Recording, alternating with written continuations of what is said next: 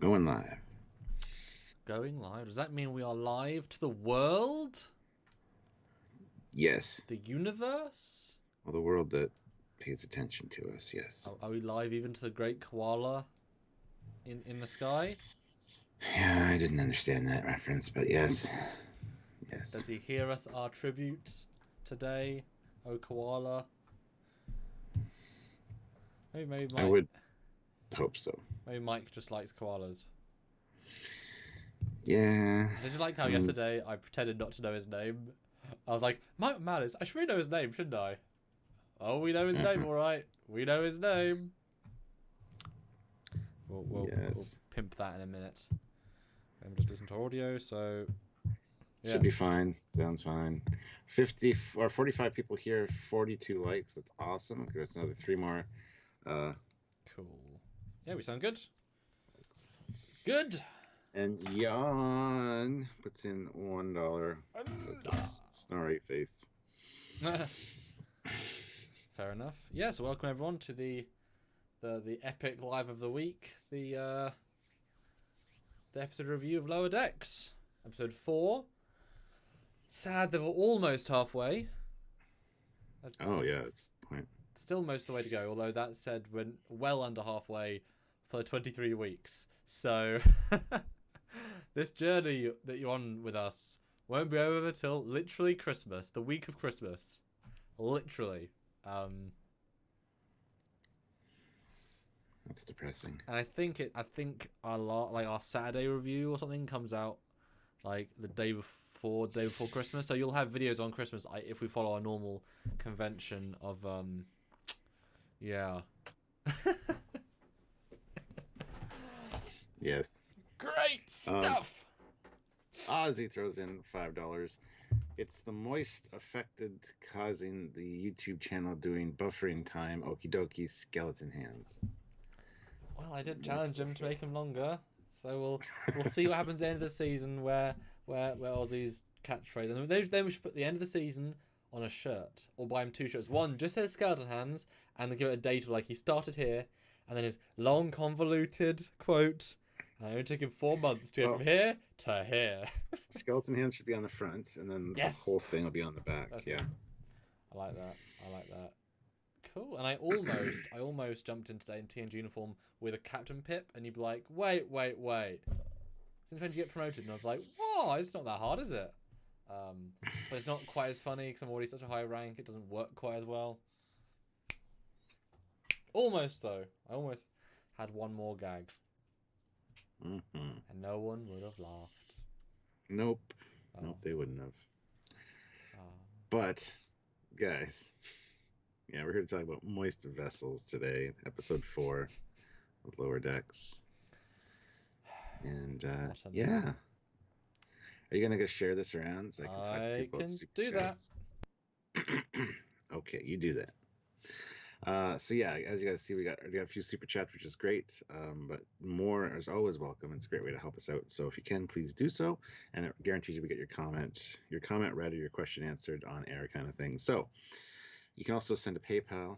All the information for that is down in the description of every video. That is another way to do that. And just let us know you sent a PayPal, and we will read the question or comment via email on the air as well. Um, so yeah. Also, of course, all the other stuff down there, like the Teespring store, and saving some money for you guys with discounts on Eagle Moss and things like that. Always lots of ways to help us out. You can even head on over to trekyards.com and click the donate button, or Patreon/Trekyards, or just join the channel. You can become a commander or a captain or an admiral instantly by clicking that join button down beside the subscribe button. And of course, make sure you're subscribed. A lot of people watch our stuff and aren't subscribed to the channel, which intrigues me. I don't know how you can do that. I always hit subscribe as soon as I start watching a video and I know I like it within the first like 30 seconds. I'm like, subscribe. So I want to see more content from these people. So yeah, make sure you've hit that subscribe button and the bell notification to all, which is really important because we do a lot of breakdown videos and things, and we got some new stuff coming up for not only more Lower Decks, but some Discovery Season 3. And we have a new ship for next week for Lower Decks. So lots of great stuff for us to be talking about. And we want, of course, you to join us for that. So if you can, please do. 78 people watching, 56 likes. That's great. We can do better, though. Come on now. Cerritos Ops. Mercedes. Is it Mercedes or Mercedes? I don't know. Science. Yeah, the different stripes on the ships, which was great. The blue stripe on the other ship with the green, actually, Elcars on the bridge, which was a really nice touch. So, and now that he's back, see, there he is. Tom Casey throws in $2. Thanks, Tom. Really like this show so far. As do we. As do we. And James Hoffman, $5. The Ascension was probably my favorite part in this episode. Lower Decks will subversion of expectations definitely reminded me of Stargate. Yep, so when the guy comes back 4, 5, 6 times, then it'll be a Stargate reference. But Stuart, I don't think our audience truly knows what show they're watching right now. I think there's some confusion. I think we're going to get a special guest to actually tell them what they're watching. Because, I mean, yes, how would they know otherwise? Wow. Two charming hosts that are funny and charismatic.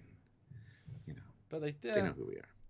But let's assume you don't know what you're watching right now. Special guest star will tell you what you're watching right now. So, yeah. Hey, everybody, I'm Mike McMahon, and you are watching Trek Yards. Oh.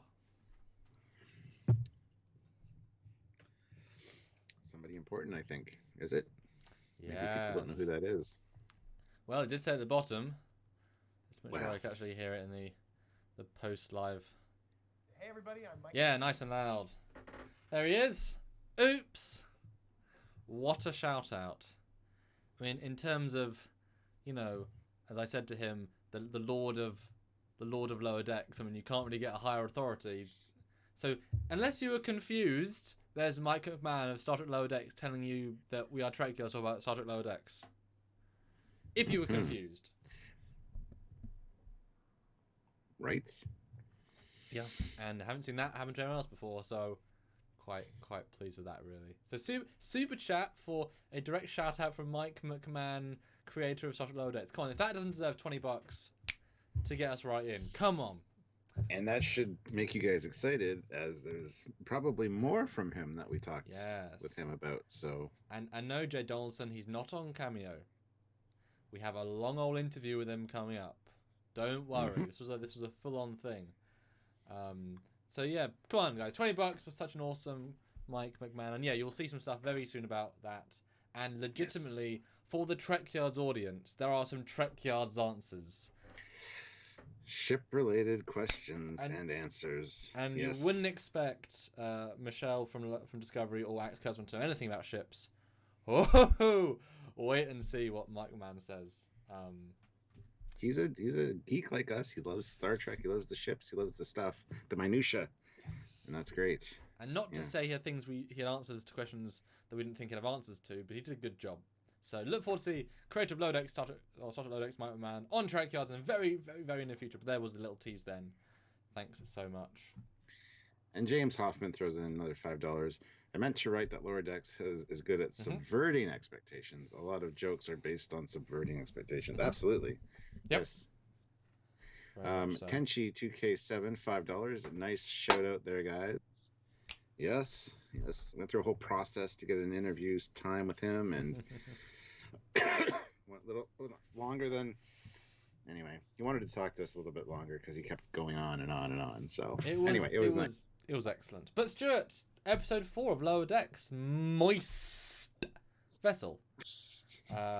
Thoughts, comments, suggestions. What do you think? And obviously now you can be full full-on spoilerific that we had to be a little bit restrained on. For our edited review, which came out early today, we should obviously go and watch as well, please. Yes, I loved it. This is in a tied position for me for favorite episode. It's like the last episode and this one are kind of the same. I'm not sure which one I like better. Probably this one because it's more ship and that kind of story related. You know me, I'm a sucker for that kind of stuff. How many times have you watched it now, do you think? I have seen it 4 times. And did you like it more the second and later viewings? If you can remember that far back to yesterday. I don't know if I'd like it more. If I liked it more, I was waiting for. I wanted to skip over some of the Ascension stuff because it was just kind of like, But there's short enough sequences, so yeah. I don't think I liked it more or less.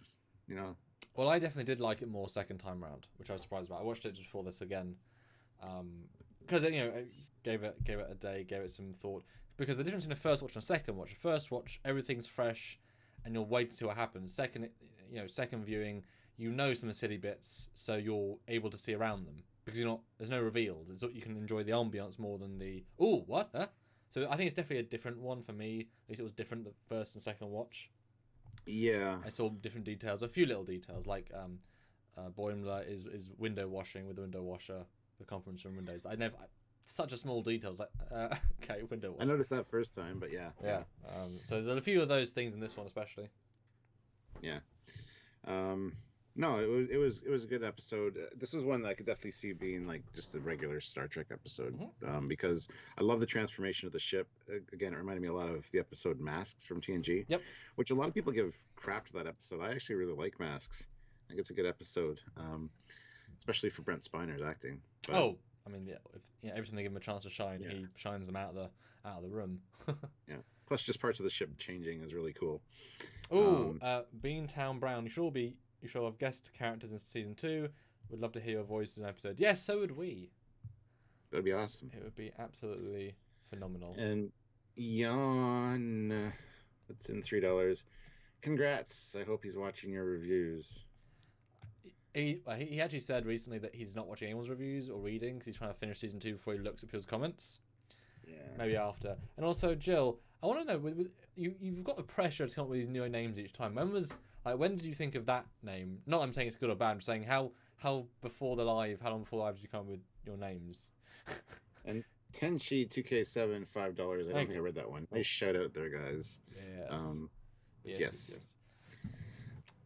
Yeah, it's definitely. I think this is definitely the most TNG episode because it felt like a full story. And considering those episodes are 45 minutes, they cram 45 minutes worth of content into 25 minutes. I think you would hopefully agree with that. Oh, absolutely, yeah. And this was great seeing another starship, another captain, and some really great things about the starship. Even though it's the same class, it's got different, markings and different Alcars inside, different color, which is kind of a neat touch. A bit ugly, the green, in my opinion, but it's nice. And in fact, but you are absolutely right. And seeing this exterior view, there's even more subtle changes beyond the fact that the yellow stripe is now blue. The actual top bridge module area is now blue as well.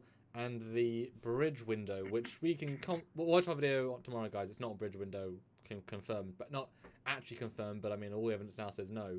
The bridge window is not lit up, so I think, it should be the same on every ship, but it's clearly not the same thing. And it's definitely nicely the same but different. And even the side in winglets are blue as opposed to black, which I'm glad the other ones weren't yellow. That'd be a bit too far. But for one-off. Hey, make him blue. Yeah. And Scythe Commander, this episode had great pacing. Yes, absolutely. Yeah. Like I said, I do generally think it feels like a full episode. I know occasionally you say that some episodes are padded, as in for TNG, and some you say could be shorts. This is kind of like a single premise extended, but yet it still has a B plot and really has 3 plots because you've got the alien plot, the Mariner Mum plot, and the Ascension plot, and they're all fully realized. Like, that's right. I mean, that said, you can have these sorts of stories for, like, Big Bang Theory, How I Met Your Mother. Half-hour comedies can do that, because otherwise it wouldn't be as popular as they are now. But very well paced, I think. Yeah, and Fleet Paw Swiftback puts in $2. Masks is the bomb. Fight me, lol. And Oscar Gross asks, what class do you think the USS Vancouver will be? I would say watch our video on that. We're going to have one on Saturday, I believe, talking about its reveal, and then we're going to get more in detail after the next episode airs. So, which I'm really excited for next week. That one looks fun. Yeah. But obviously seeing a new ship is always fun. But yeah, for me, I liked this episode quite a lot. It was better on second viewing. It was better in the story department and the pace, worse in some character departments. But as I said to you earlier on today, it's about contrast. If the mum and daughter start on a neutral place at the start, their reconciliation wouldn't feel as earned. So they've got to make them worse so that the better feels better. It's a narrative thing. The problem is when you show staff officers do this, you're like, well, So that's why I get it. It's a narrative thing, but it was definitely less obnoxious this time around as in the second time because you know it's happening. But that's also just the Stockholm syndrome of you're now used to it. Like, you still remember that first reaction because that's how you felt. So I still think the mum-daughter stuff is a bit obnoxious. Gets better, but that's the point. And Mariner goes from being bad to good to medium to bad to really good. Boy. In one episode, or is one episode. Nope, that was this episode. I was thinking through the scenes. And Boimler kind of gets somewhat ignored, but I'm actually fine with that for this week because other people needed some time, and Tindy got obviously the C plot. Although I'm kind of surprised that the Ascension didn't link into the main plot at all. I know. I was too. And like I said earlier to you, even at the end where the Admiral's like, we were picking up something on our sensors. They should have said something about an energy-based life form or something that's acting erratic, which would have been the new guy. That would have been great. Yep, 100%. Or should have cut to him in space, as this creature, and then what the hell is this? And he's like, I am bored already. I've already seen the universe and I'm bored. Can I come back or something? Yeah, that would be good. That would be. That would have been quite Stargate as well. Actually, can you imagine if there was literally a scene right at the end where he walks back into the bar? She was like, "Oh my god, you're back!" Like, yeah, I got bored. Once you've seen everything, you've really seen everything. That would have been, that would have been like an extra sting. Well, he still might come back in one of the episodes. Yeah. We don't know. That would be good. It would. But obviously, you've got the premise of Q and such not being, well, they are bored, but after that, millions of years or all of time. But yeah, that would be fun. Yeah. And Luke Celeste, $10. Awesome. First time I saw an Ascension that seemed too very painful. Would love to learn more on Generation Ship. Good episode though. Yeah, we never really got shown the aliens. We saw them in their stasis pods. They refer to them as mummies, which was odd because you think mummies is desiccated remains, or well-preserved remains, I guess. Well, they're quite an informal crew. Yeah. Just because they were in sarcophagus-like things, I think was why they're referred to as mummies. But that was kind of neat to see that and have this plot where they need to tow this ship. I think it was great, and definitely something you'd see in TNG. It was pure Trek, and it's really great when they create a look and a feel where you're left thinking, "Oh, I want to know more." We're never going to learn more, but this is a good-looking ship. Obviously, and I'm obviously into the pictures now, Stuart, because this is the start of the episode. Obviously, they said, "What should we do?" And he saw a bug, and he said, "I'll make a dragonfly bug." Obviously, that's what it is. But the ways whoever's done this is really good design. I really like it. I would change a few little things, but I really like it as a design. Yeah, no, it's a fantastic looking thing. Ship. Yes, I guess it looks like this is the mothership for the Starbug. Starbug ship. Love that. Yeah, that's a good shout out. Yeah, wow. Wouldn't be surprised that was influence. And yeah, the mummies are interesting. I was happy that they weren't bug creatures, because you could do anything in animated, they could just be bugs. I thought it'd be a temptation with how the outside looked, but I mean, why would the inside need to be the outside? But what a great interior set for the creatures, and they are kind of looking mummified, like the way their faces look. You kind of got a sense they're not actually. Well, there are. It does say her crew adrift for centuries, mummified in disabled cryo units. So that shows that Ah. the cryo units are in fact disabled. Ah. Yeah, and if you look, if you up the brightness, there is actually, it's either cobwebs or cracks and like scuffs in the glass. I guess maybe they did all die, and they were just trying to move the ship the for ship. research purposes. I mean, it was actually now you said that. Yeah, I just watched it again. I assumed they were some were still alive, but I guess it's more interesting if they're not alive because it's kind of like an even older mystery, you know? Because they never mention trying to bring them out. They never, they never do any of that stuff.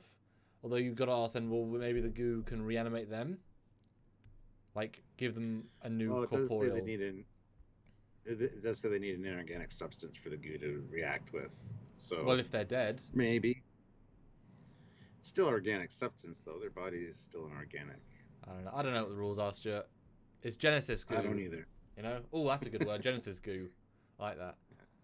But I guess they're just moving the it Trembler, to an though. Well, no, I guess they did. They just moved to an outpost, didn't they? That's the point. It was in deep space. They brought a second. Oh yeah, I guess. Yeah. Well, the Trembler puts in $5. Thank you. Definitely a different species, but this felt like a callback to another ancient vessel from the animated episode. Animated series. That would be the one we looked at, actually. One of them, Beyond the Farthest Star, I believe, is the episode. With that really weird pod ship. Anyway, Ozzy Medeiros, $5. Thank you, Ozzy. Don't want turn into pure energy like Captain Matt Decker. It hurts. Okie dokie. Oh, you wouldn't want it. Yeah, I know. You got to think of the process that would be involved in that. I love that they went with that. It burns. Ah. Yeah. And slamming back and forth, and she's like, roll back into our dimension. It's a beautiful cringe. Yeah, it's good. Oh, I didn't realize she's using a phaser as a light. I get no. Well, no, it is more squared off in the ship. She's got a handle like a phaser. Yeah, it does. I don't know. Weird. I love how one of the canisters is broken and there's only a little bit of growth around the canister. Eh? Yeah. Well, I'm guessing it like went down to the ship and like, but it feels like it burns through stuff. So. Yeah. And note, both lieutenants that are on this ship, so they've sent lieutenant grades. We'll get to that later. But what a great premise. It does to me just feel like the Genesis goo. Like we've seen this from Athakhan. It's the exact same thing. Yep. Just one is a bomb, one's a goo. But I mean, it's a good premise, and it's one of those things that it's so sci-fi, and it's also such a Star Trek conceit. We've had this sort of thing often. I mean, the fact that Janeway and Paris can become salamanders and back. This is a thing that is unfortunately a things can form and reform.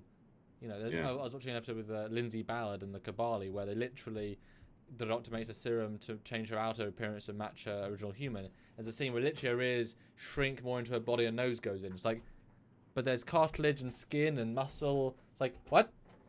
But that is just something you can do. Mm-hmm. Scotch puts in $5.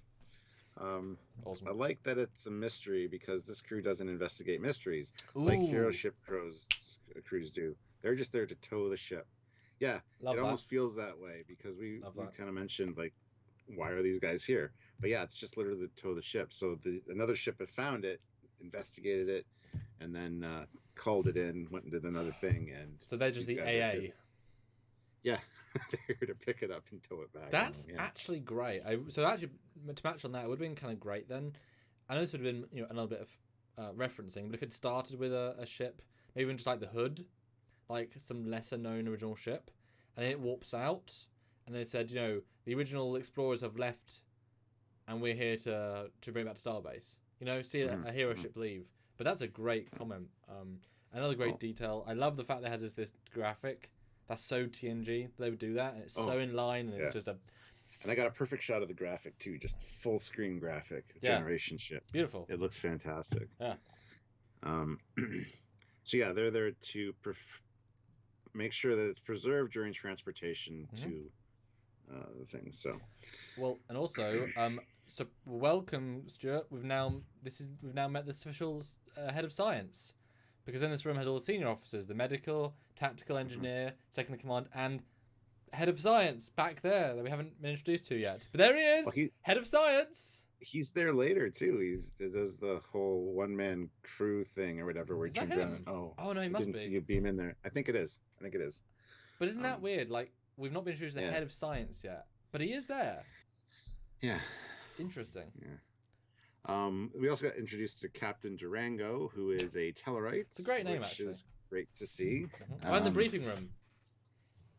Yeah. Beautiful briefing room. Absolutely fine. Well, we find out there's a few because at one point it's like Yeah. report to briefing room 5. It's like, how many briefing rooms do you have? And look at all the windows too. Yeah. Again, I point this out later in her quarters that she gets. They like 6, 7 windows along the one, and we were complaining about how many windows are on the outside of the ship. It doesn't feel right in relation to the scale, but if you see this, it's like, good job, guys. I mean, basically, they built a ship around. They built a ship around the windows. The windows came first. They had to fit the decks around the windows. But we get it. Also, back piece of history for Freeman that she and Durango served aboard the USS Illinois many years ago together. And that's a sort of reference which doesn't have to be a reference. It can be another ship. Although Grid Cube has a great. This should be the tagline for the episode. Spend a few days towing a ship? Nah, give it to the lower decks.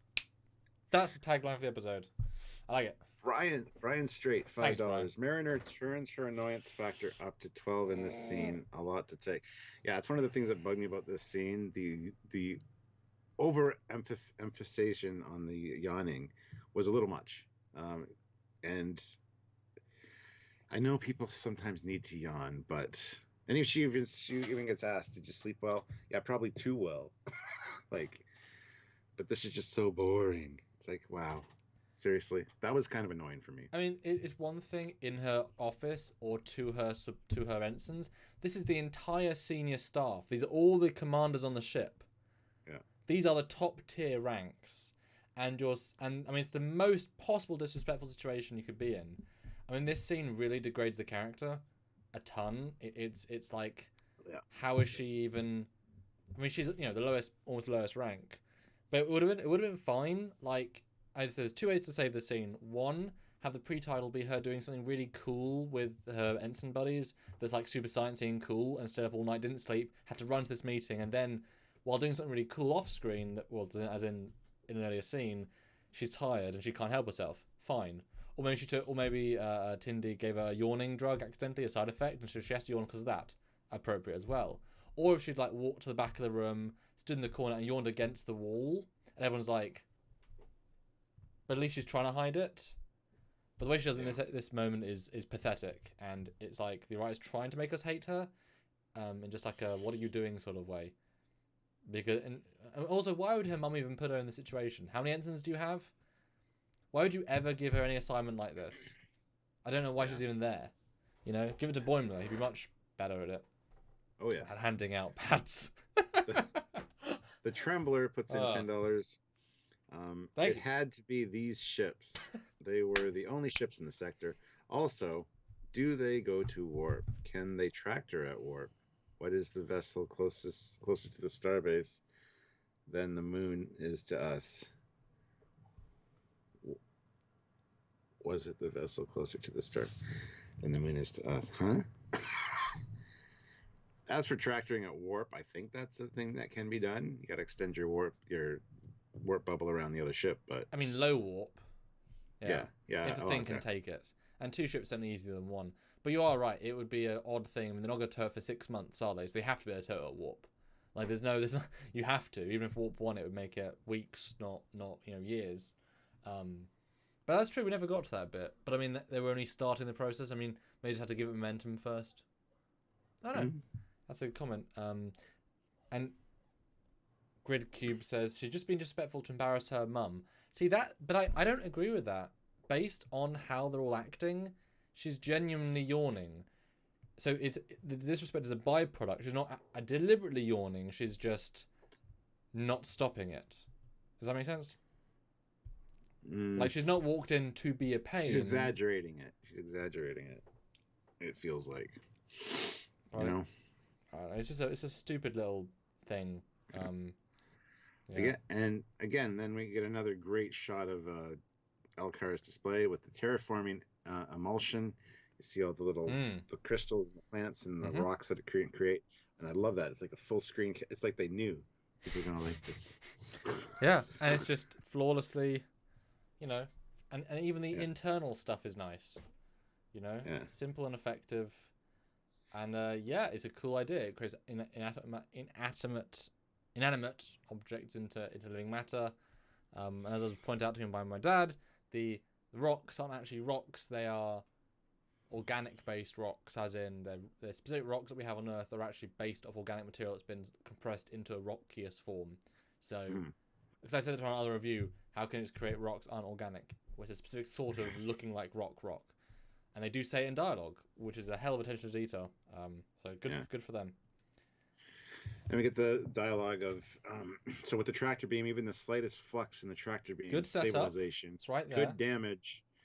And it's great because I assumed at this point that one of the lower decks guys doing their regular routines, their maintenance that they get assigned, is going to screw up one calculation or something, or one setting, and it's going to be the Cerritos that does something wrong with this ship.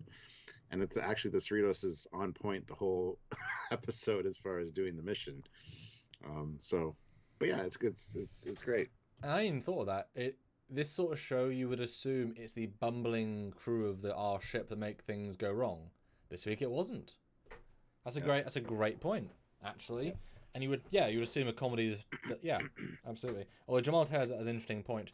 Voyage already showed the science officer. Granted, they died in episode 1. Samantha Wildman may have been the ranking science officer on board. No, I think Harry Kim would be the equivalent of the science officer that we see. He always had the sciencey things. Him and Tuvok kind of science together in different ways. I would go to Kim, personally, if I say science. I don't know about you. Well, 7 and 9 after. Then 7 and 9 for sure. Anyway, the Captain Durango's like, oh, your crew is insulting me and all this. And she's like, hey, my people are the best in the fleet. They're proficient, alert, and then she yawns again. I did laugh out loud when I said best in the fleet. That was funny. And then she's like, I'm trying to hold it in. Have you ever tried to hold in a yawn? You can see us doing it in certain episodes because the other person's talking and we like yawn. It's like, I relate. But although I do like though this Tellarite guy, the way he confronts her saying most of us very disrespectful is, I would imagine, it did feel like the slightly temperamental Tellarite way. It wasn't an officer. It was I liked that. It was a little bit Tellarite-y. Although I do think this scene and a scene later on really speaks to this captain's delusional nature. I think she had a better ship years ago, and she was demoted ship-wise into this shitty ship. And so she thinks of herself as this highfalutin captain, hasn't accepted she's on a really dead-end ship.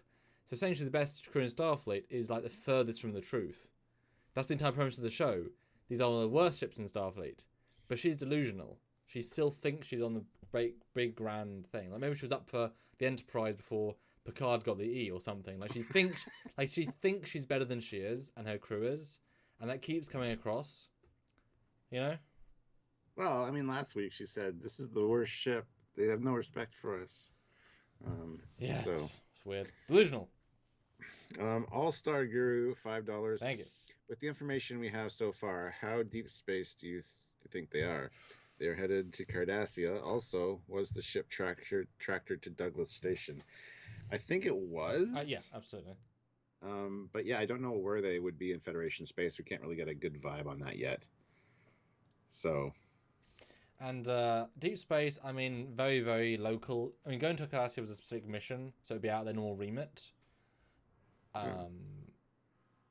But yeah, I would say they're pretty internal. But I mean, space, as you've often said, is actually 3D, so you can still find stuff in that corner of, and it's also relatively infinite, based on how long it takes to warp places. So you can always find stuff that got through the cracks. But Stuart, we were right. I think you were right, actually. The way you said this scene would be earlier on, that this is based on something she's done. This is the punishment scene. So I was very happy to see this scene right away. The one in the briefing room. And I liked, this is a little bit of a good scene. She's complaining about how boring he is. Bit annoying, but then the mum agrees. So it's kind of like, okay. Even though he's an old friend, she knows he's boring. Oh. Well, yeah. And the whole, he's probably over there telling his crew that his crew has no respect and all this. And Anyway, yeah, and then then she leaves with the sarcastic Vulcan salute. Yeah, and I do appreciate that the stupid gags, and we'll get to the holodeck one in a minute, are not dwelled upon to be allowed to be more stupid. Like, this comes, and it goes, and it works okay. You know? Mm-hmm. So I actually appreciate they dodged a could have gone worse bullet. And yeah, and then then Ransom comes in, and she actually says, "Huh?" Like, he says something. He actually says, "Captain, I have the sensor data that you requested." Huh? Oh, right, the sensors. Like, she says sensors properly here, which should be pointed out because later anyway. And then she's all, she must come up with ways to embarrass me. It feels like she stays up all night with new ways to piss me off. And this is where they come up with the plan, Ransom comes up with the plan. Maybe have her get assigned all the crappy jobs, and the captain right away says, "Hey, maybe I should have her get assigned all the crappy jobs." Yes, ma'am, or yes, sir. But you see what I know? See what I mean? She's delusional. She's a terrible captain. It's funny. It's like me when I say great idea, glad I thought of it. Yep. But it's genuinely funny little moment. I absolutely love that he's like, she's complaining. He says, "I don't know why you keep her on board." She's like, It's like, hey, you're the captain. So he doesn't know. No one knows they're related. And that tells us, this is an important line, it's in the meta of the show. We know she's a rubbish officer and should be fired. Other people know it too, and yet she's not fired, and they're wondering why. People in the show are questioning why she's still here. Yeah. And that's the second in command. I mean, 2 weeks ago they said, "Well, you always speak your bloody mind. We can't stop you." But it's as if she's a golden child, and she can't do no wrong. Well, she does, but she won't get fired. But they do know. It's not just, sometimes in shows people are oblivious to stupid things. But I love that call out, and it makes him seem smarter too. As a character, he's improved a little by the good observation. So I liked that a lot. Yeah, and the Trembler puts in $5. Makes a good point. Freeman and Mariner could be being protected by Admiral Phil Lamar. 100%. 100%. Oh yeah. No doubt. The Ronin, $5. Thank you. $2.50 for Trek Yards boys and $2.50 to maintain the sensors.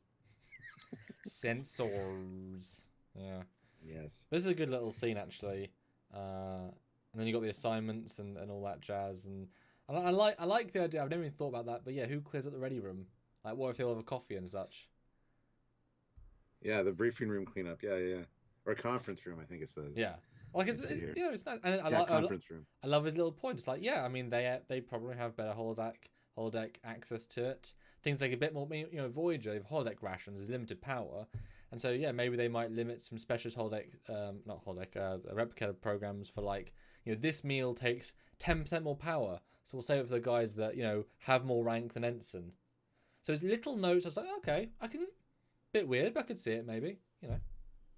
Yeah, I don't know if I buy that. The higher rank officers get better food selection from the replicators personally, but oh well. It's Starfleet. It's not the Klingon ship. I don't know. But it's like luxury food. It's like, what if an ensign wanted to get caviar and lobster every day? That'd be a bit weird. Yeah. And Mariner, she does say, no, it's basically the same food because she's been a higher rank before. Yes. She's had access to that. She gets it again in this episode. Yeah. But she basically says, it's the same food. I think it's a perception, a misconception of the lower decks people that the officers have better food, better everything, when really that's not really the case. Well, it's played both ways, which I like, that level of ambiguity. Because I can imagine that, like Janeway might have special food replicator things that she's brought from her private life that she has access to. That's what I mean. I think each officer can program specific foods or have their own specific menu. Even if it's making the ingredients for things like cookies, let's say, you make the ingredients separately, you make your cookies. They put back in the replicator. Then you have the replicator scan the cookie, and it creates it that exact way like your mom used to make every time. Oh, you know what I mean? Like, I think that's something that could be a thing, like private replicator menus. Because you might not, it might not be a pure vanity thing, but you just might not think to, computer, give mum's cookie rations, replicator things, the entire crew access. Like, it might just be on your file. Yeah. So these things we never thought of, but they're interesting. Mike's a clever guy. He didn't necessarily write everything, but these are clever little concepts. Yeah. But they got gnocchi and fritters. It's like, wow. And what's the engineer's name? Rutherford. Doesn't get much this week, but I do like is, oh geez, I have to monitor tractor beam power. I want to do impulse power. Like, that's such a geek. I love it. Such a geeky, fun thing to say. It's such a stupid, nice, cute thing, and it's positive. He's not stabbing people or ripping people's eyes out or being old and cranky. That is a lovely line. Yes. Lovely Star Trek line. And Michael Bush has joined the channel at the rank of Admiral. Oh my God. That's awesome. You automatically outrank us, so... Michael! Attention. Now, I'm assuming, Michael, that you went from Ensign to Admiral because Fleet Admiral is your father or mother and wants to teach you a lesson. So if it makes you an Admiral, then you have a lot of responsibility and therefore you'll leave Starfleet and go back to being a cook. Is what I'm assuming the backstory is here. It's good to have you join the channel, Michael. That's amazing. Thank you very much. Thank you. That really does mean a lot. That means a lot to us, the channel memberships. Yes. Awesome. Alrighty. And like, if you want to put a thing in the put a hi in the chat, and we can, say, post a thing and we'll read it out. The Ronin has now joined the channel at the rank of Commander. So welcome aboard, Commander. That's another one. Everybody's getting a promotion this episode because this is the get a promotion episode. You should have made a thing of just Lieutenant, and then we could have had let's see if we can get 50 people to join Lieutenant for one episode and then downgrade tomorrow. That'd have been kind of funny. Thank you, Ro. That's awesome. Yeah, Tanushi, €5. Do you think better replicator templates would cost what passes for money in the Federation and be subject to DRM? What's DRM? It's can't be copied. It's like anti-piracy basically. Oh. It's like if you remember with Microsoft Word, you got one license key, and then it would be used. Yeah. No, but like I said, Voyager replicated rations. It's like there's certain situations where limited is good, and obviously if you went out of the Federation, then you could buy things with credits or whatever. So if you went to a Ferengi station and bought yourself with credits, then yes, but not in the general sense. And Luke Celeste, $5. URL officers have better food than NCOs, than non-commissioned officers. In the military, maybe. I think there are different cooks and different chefs for the higher ups, but I don't know if that's necessarily the case in Starfleet. I think that by that time, I don't think Starfleet would do that. That's just my personal feeling. He does clarify in real life. It's like it is. If resources aren't limited, then especially if you're at sublight, you got a full warp core running. You got all the power you need. You got excess. Maybe to be fair, maybe if they ever go warp 9, replicators go on standby, and you can only replicate simple things because it takes more power.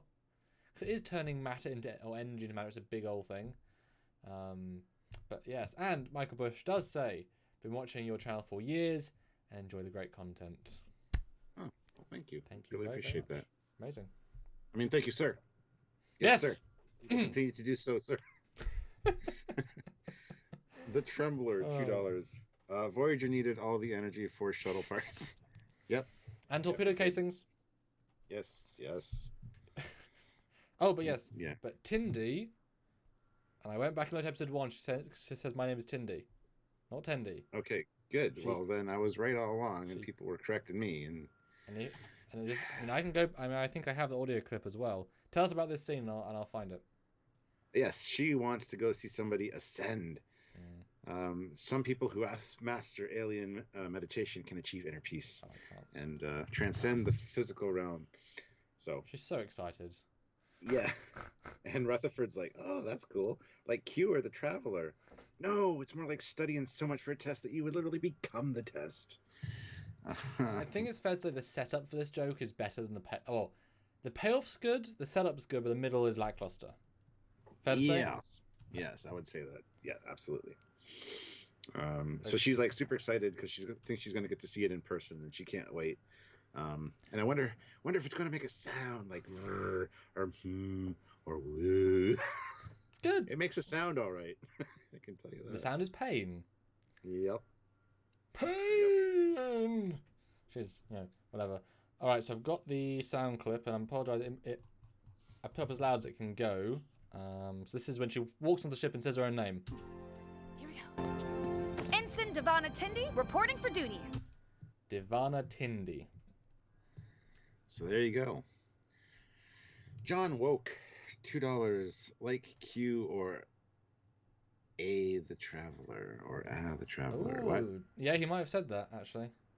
Let me go back and take a look. I got the subtitles here. And yes, this Vulcan, they keep showing this Vulcan ensign doing like emotions, reacting to people. Yeah. They always throw him in. And I've got a little video that wait, his eye's purple.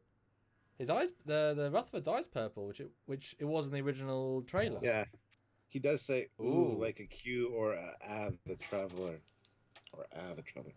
So whose eye is purple? What? Rutherford, his eyes Vulcan? purple. Oh. Which I think it was in the original trailer, and they made it less. If you were, because I think remember they made Yeah. it less bright. So because some of this stuff I think they finished out of order, and I've got some proof for that later on in a different video. That's interesting. What's there something else about? Oh yeah, I was looking at the crew for ranks. We'll talk about that in a minute. They use a lot of the same crew models. Like it is extremely consistent who pops up in the ship randomly. It is like there's the guy that breathes gas in this episode. He's in the corner. Also, we saw him in the first episode. So I bet you they made like 30 templates and just keep using them, which is perfect. That is the best idea you could do. Mm-hmm. So I bet at some point we will actually be able to make a chart of all the crew. Like obviously none of them are named really, but we'll be able to get a sense, and with what ranks, because they're pretty. Like that's the advantage of having the black and the gold be the way it is. It's very easy to see rank, like really easy. So anyway. Well, John Woke puts in $2 and says first time Tindy is not wearing white boots. Yes, she is. Yeah, I just had her walking away, and she is. They're just in shadow. Yeah, shadow. Well, this is where they get their assignments, and Mariner's got turbolift lubing, holodeck waste removal, and carbon filter maintenance. What? Scraping carbon off of even harder carbon? That's like Klingon prison type work. I laughed at scraping carbon off carbon. I don't know why. That just makes me. The concept of that just makes me laugh. I don't know why. And no, it says LCARS. Scraping. Oh, sorry. So, go ahead. Well, it says LCARS 57436.2 at the top of the pad. Isn't that the start date? Yeah, I would think so, but it says LCARS. Hold on, I think it's the start date because I got the start date here.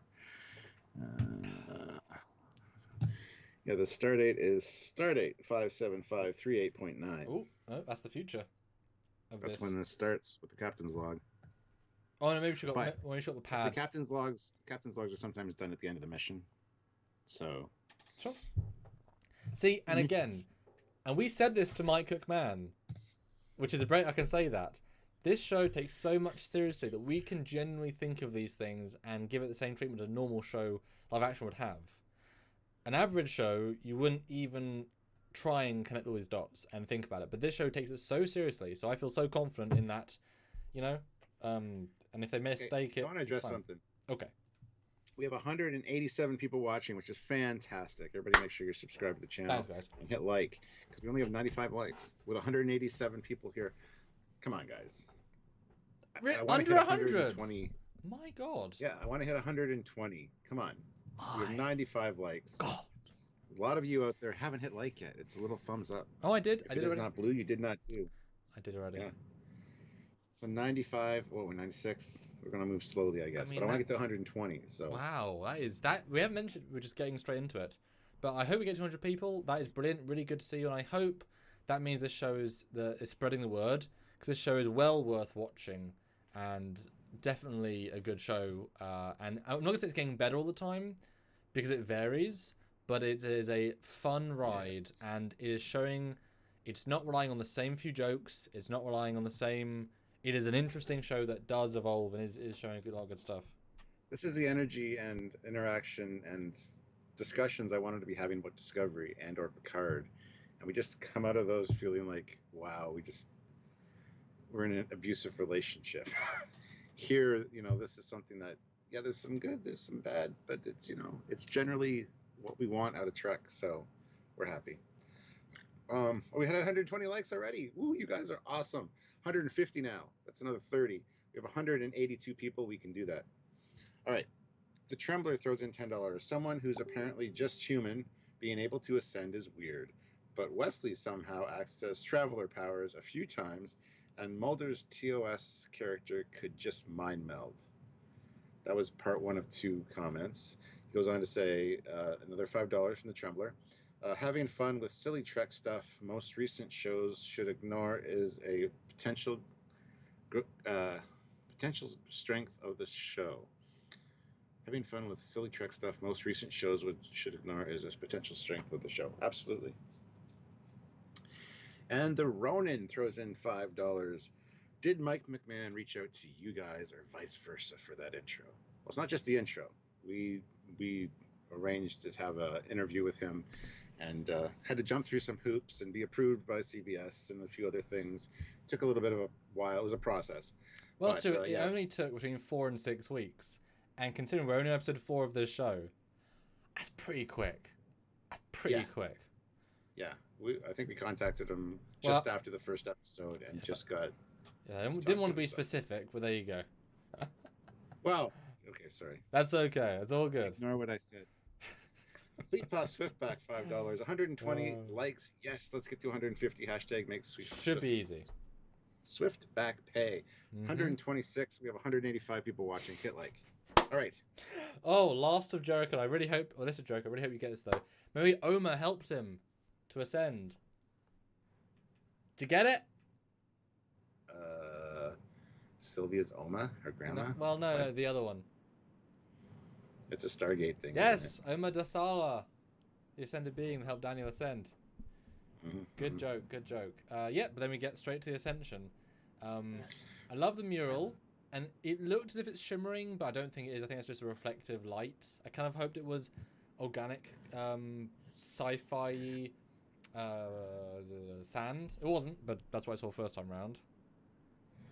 But that's okay. Yeah, again, quarters with a ton of windows along. A lot of windows on the ship, which is good. And I didn't even clock this is the first time we saw quarters in the entire show until a second time round, because it's so involved as a scene. But yeah, here we go, crew quarters, same for the first time. I gotta say, his sand painting is really cool. Yeah, it's beautiful. It's lovely. Only because we looked at this still so much yesterday, or the day before, was able to recognize when he becomes the bird at the end exactly what it was trying to be, because it's so quick. It's so quick. Yeah. You wouldn't get it otherwise. Yeah. Now, I'm actually looking at the ranks for these people, because this is a bloody weird assignment. So the main guy is a lieutenant junior grade. There's a full lieutenant there with them. There's another lieutenant junior grade. There's another lieutenant, and and the lady's a 2.5 rank, 2.5 pip lady. So that's we're in a different scene. So these that's Lieutenant Commander then. Yeah, so these are some very high-ranking people in this room, and she's a lieutenant junior grade. Yeah, these are all lieutenant junior grades to lieutenant commander. Why the hell are they here? Why is Tindy there? Yeah, she's the lowest rank there by a lot. Well, by 1. But. Sam U. Ray puts in $1 with a little smiley poop emoji. We like the smoothie poops. Yep, smoothie poop. Can't speak. Anyway, Tindy gets, wondering if they should join in and hum, and then sees the gong and goes over. And then somebody sneezes, and somebody else says, "Is he ascending?" I think he's ascending, and there's like a kerfluffle behind her. So she turns around and knocks the thing over, which goes right through the center of the sand sculpture, and so does she in an attempt to stop it, which is kind of sad. And she's like, no, I can fix it. Find out he's been working on this for 2 years. It's a physical representation of his inner calm as he's yelling. So... I mean, it does make sense. All of that work. I mean, and especially if it's a physical representation of his calm, she's just ruined his calm. So where was it stored? Was it stored on his floor for 2 years? Oh, yeah. Yep. You're telling me the ship hasn't been in any kind of battle situation or anomaly that... Because every time that happens to a ship, I'm thinking, what about the person's stuff in their quarters? Like breakable shit on the shelves or on the table. It's going to get That is Anyway. And that, well, I mean, to be fair, I just like with people that have, as in smart people that have puzzles, they put cling film over it. They put on I can see there being a little force field. I know it sounds ridiculous, but if he's meant to be dedicating years to become an energy being, that's not ridiculous to protect the painting that you're doing for 2 years. Oh, Prime 1351 puts in $5. Thank you. If the spheres on the mineral are eyes, it kind of looks like a koala's head. Ooh, does it? I guess. Maybe? I mean, that's clever if it does. But yeah, this scene, I mean, were you also confused and slightly annoyed by this scene? Not her breaking it, just the premise of the scene? I wasn't saying I was confused or annoyed. I was just kind of like, it's a thing that's happening. I'm just wondering, why is Starfleet allowing one of their officers to become an energy life form? Like, that's a lot. They know it's not possible. It's his religion. He believes in it. He wants to try it. Go for it. You think it's that way around? And even if it is possible, you let a Starfleet officer become an energy being, a non-corporeal being. It can understand everything that Starfleet was and put that out there to the rest of the cosmos. Yeah, but who will do his assignments though? Like letting down the ship. I hadn't thought that they're just humoring him, but why on earth is this an assignment? Why the hell would there to be some of the highest ranking people on the ship and Tindy to watch this guy maybe ascend? And that's an official assignment. Why? That makes no sense conceptually. How do you get it as an assignment though? Well, What do you mean? Well, this was her assignment. She just said everyone's assignments are in. Thingy got the briefing room cleanup. She got the holodeck thing. The dude got the impulse, and she got this. This was her official assignment. Well, she never said that. Yeah, go back and listen, or read the subtitles. I can go read the subtitles. Do it now. Yeah, that's why everyone's saying. And she's like, "This is my assignment." I'm like, "Wait, why?" The Trembler though, $2. Be kind to Tendy. She's new to sand. Oh yes! Oh, that's funny. That's clever. I didn't think of that. And Samu Ray, another $1 with another emoji smileys, the poop smiley face. So thank you. So it's just a bit weird. But that said, last week we saw them do buffer time, and it's clear that most of the jobs are maintenance. And when they're not as busy, they have time. So I'm assuming this is kind of like, it was an off day. They're kind of humoring him. It just seems weird to get this much personnel and this much high ranking for a non-official, non-whatever, even though it's an assignment. Well, bit weird. Rutherford says he didn't want to do the power fluctuations. He wanted to monitor impulse relays. And then she comes in and says, Rutherford, I'm just about to go watch an ascension. What? That's amazing. What's an ascension? Some people who must. So it's not. She didn't understand it was assigned to her. So why is she going there then? I was thinking this is an off-duty thing. Because she wants this guy to like her because she doesn't really know him, and she wants everybody on the ship to like her. That's my assumption. I never got the sense that it was an assignment. Oh, so this is just they're just hanging out here. It's like an after-school activity. Yeah. Oh, because I assume because they're all saying their assignments. The way it's phrased is like assignment. Like it's clearly structured to imply it's her assignment. But yeah, I never got that at all. That's why I was confused by why you kept saying that.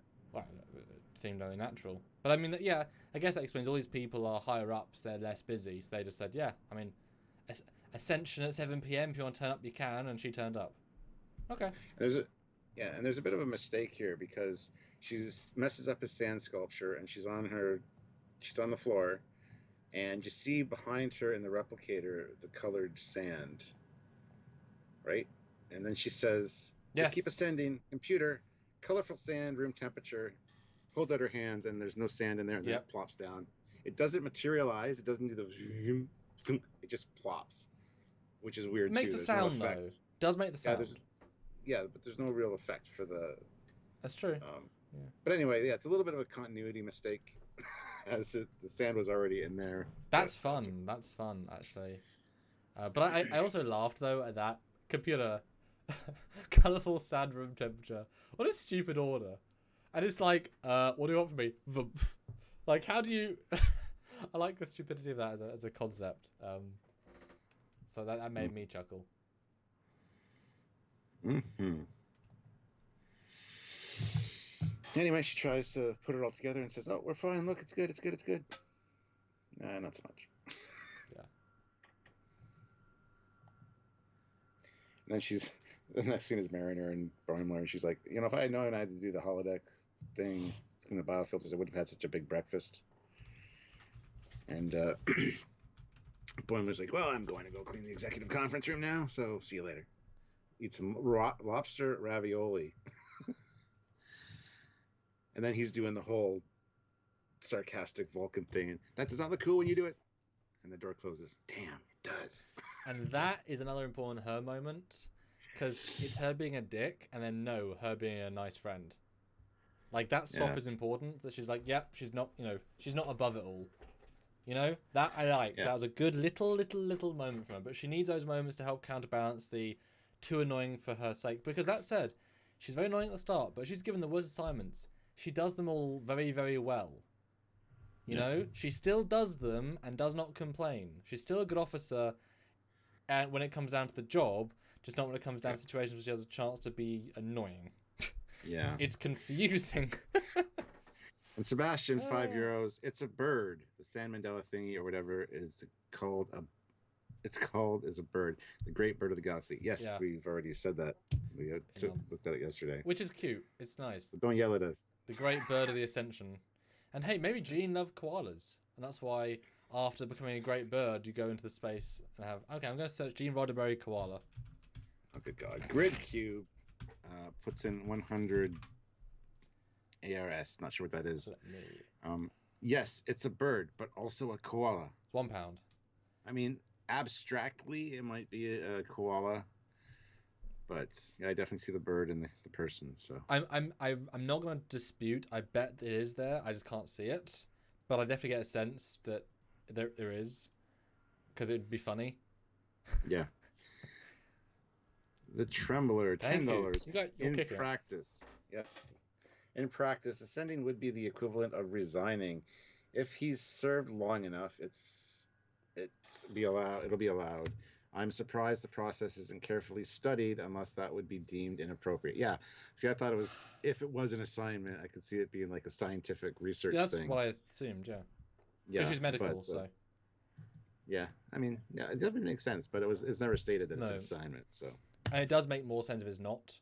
She's like an after-school club that she saw. Yeah. But that's true, yeah. It's just, it's a... Well, it seemed like she was going off shift as they were going on shift, so they're getting their assignments. She's coming off shift going, I'm going to go see an Ascension now that I'm off. I could see that. Mm-hmm. So. And that's the thing, the show is quite fast. Yes. So that stuff was we interpret differently in the shuffle, but yeah, I can totally see it. Sebastian, €2, a koala bird. Yes, there you go. And Luke Celeste, $5. Is it Blinky the koala? I don't know if it's Blinky the koala. Who's Blinky the koala? Although Sammy Ray says this show adds nothing to Trek. Oh man, dude. Yeah. Well, Sammy Ray also puts in $1.50 with a big nope sticker. So. Well, I read that one out by accident, but yeah, kind of. We like it, and anyway, saying justifying why.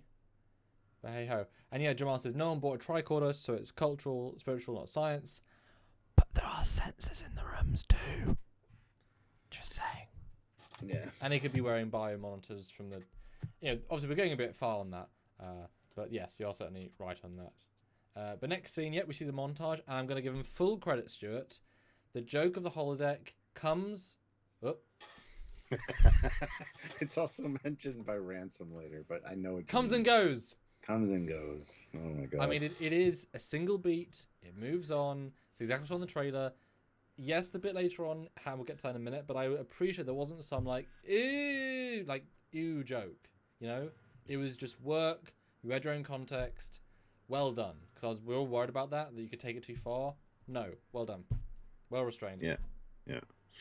Then we get the turbo lift lubrication, and then the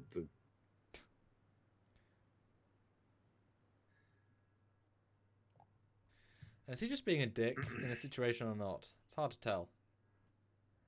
I don't think he's deliberately being a dick. I just think he was in a hurry to get somewhere. Just didn't care. Ensign at work though. What a should be pointed out too that he's a commander. Sometimes. he was a lieutenant commander. Sometimes. Oh. Yeah. Oh, okay. These are out of order, aren't they? Sort of. Interesting. Tanushi, €5. Anyone gonna sense or that slip? Sense or. Anyway, yeah, and we get a real turbo lift shaft, thank God. Goes up. And she calls. That, beautiful. Yeah. She calls for a computer emergency stop on turbo lift number 9. So. And he does yell, sorry, I think. Yes, he does. So yeah. Good little. He's like, ugh, I'm working up here, and he's like, sorry. I didn't like the phaser scene as much, just purely because I like the basic premise, but the fact that she phases the entire thing before they even do one thing, yeah, and it's played as if it's totally serious, doesn't make any sense. It should have been close. So it's like the animator didn't know what the dialogue was in the scene, but the premise is fine, and we were right about being filters as well. I think we said coffee filter or something was our joke. And cool alien there with the slit pupils and the dots on the forehead. Didn't notice slit pupils. That's cool. That's really cool. Hey, nice. Yeah. The fact that they've hardly done anything and hers is clean kind of bugged me a little bit because they were all working on it. And as a matter of fact, when she was talking to the person beside her, the other guy was still phasering away while he was listening, so he would have had a lot more done anyway. Yep. And if you look at them side by side, they've done nothing else. Unless they've replaced this with another one and third one they've done or something, then I might buy that. But slightly silly, but it's okay. And then you cut to engineering room, another beautiful little cars. Good stuff. Bit of tractor beam glory. Good shots. Mm-hmm. And doing their job. Oh, and Rutherford's like, oh wow, these power fluctuations are pretty cool. Yeah, I'm enjoying my work again. Because anything engineering is good for him. Yeah, and the other ship has a lot of blue on it. And the shot from the side, there's blue on the bottom. There's blue in the little indent part of the saucer edge. Mm-hmm. I'm out of focus. There we go. So I didn't notice that before. The screen. It has way more blue than the other ship has yellow, which is good because that much yellow would look silly.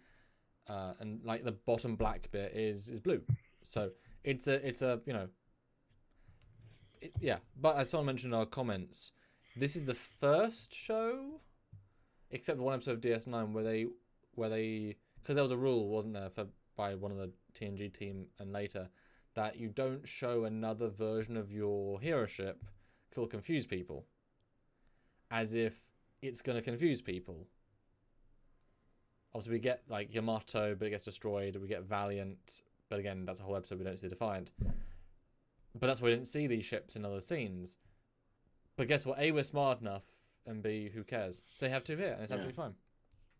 And Michael Bush, in the Trek Yards, in the TNG episode Up the Long Ladder, Riker stated that the ship is self-cleaning, so officers cleaning the ship makes no sense unless the cleaning assignments are just done for punishment. A, the Galaxy class was top of the line, newest ship, most advanced. The Cerritos is not. And B, yes, absolutely there would be punishments dulled down, like cleaning the plasma conduits. I'm sure there are better ways to do that, but every once in a while you need somebody to go through and do it more thoroughly. Geordie does. I mean, they have talked about like manually doing cleanings and stuff. Yep. I get I guess I got the sense this was a like once a week, just manually do it as well. There's an automatic clean. It's like on the Canon DSLRs, there's a sensor auto clean, but it only does so much.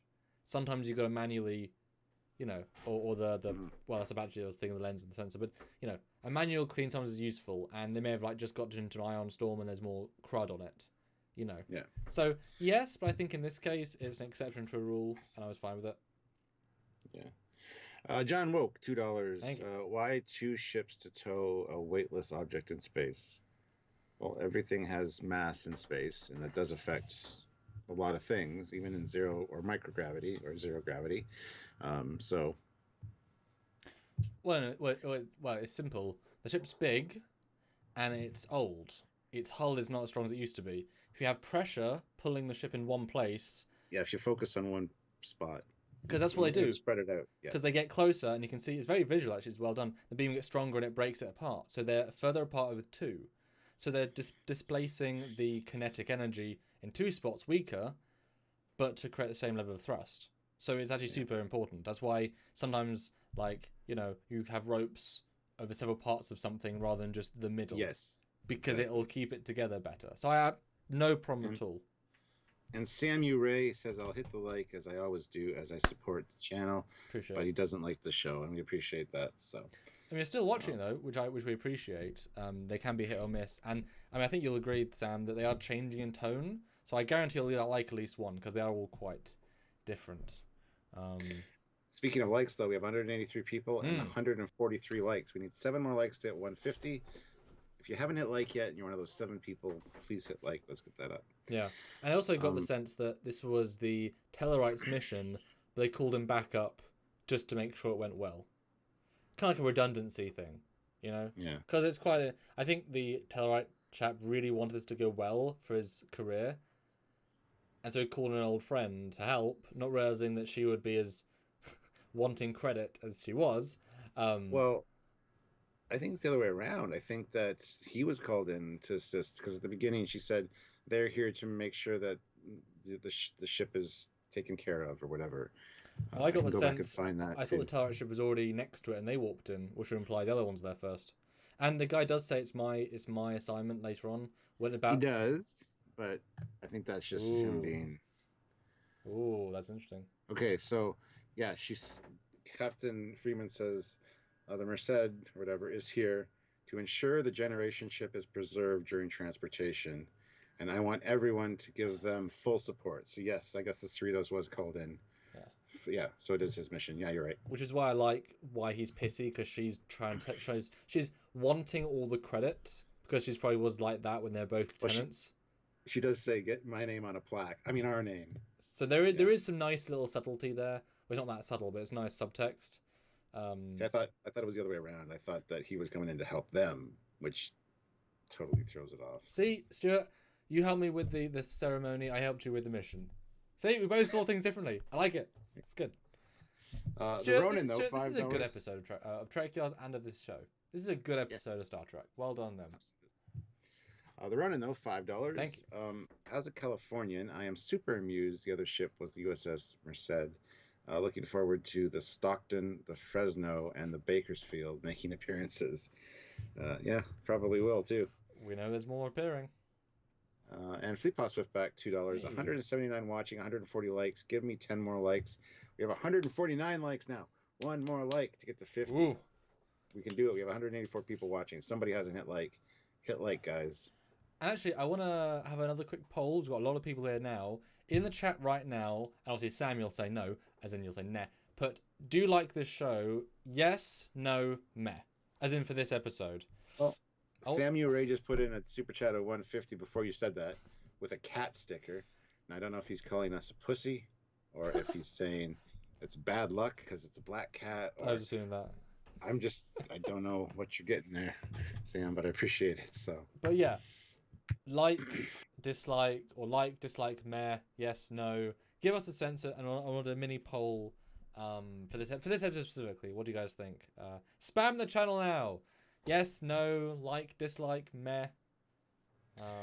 SWTX Chaser, $5. Captain Freeman does say that the other cap was a classmate, so competition. Classmate? No, shipmate. They served on the Illinois together 15 years ago or something. So I don't know if they said classmate. No, it was shipmate. And you can tell based on the chemistry that she always wanted to be more important, and he was doing all the work, and she was getting all the credit, and he called her in because he trusts her, but sort of forgets that she's a bit of a credit hog, which you can tell from other times. Yeah. Yes.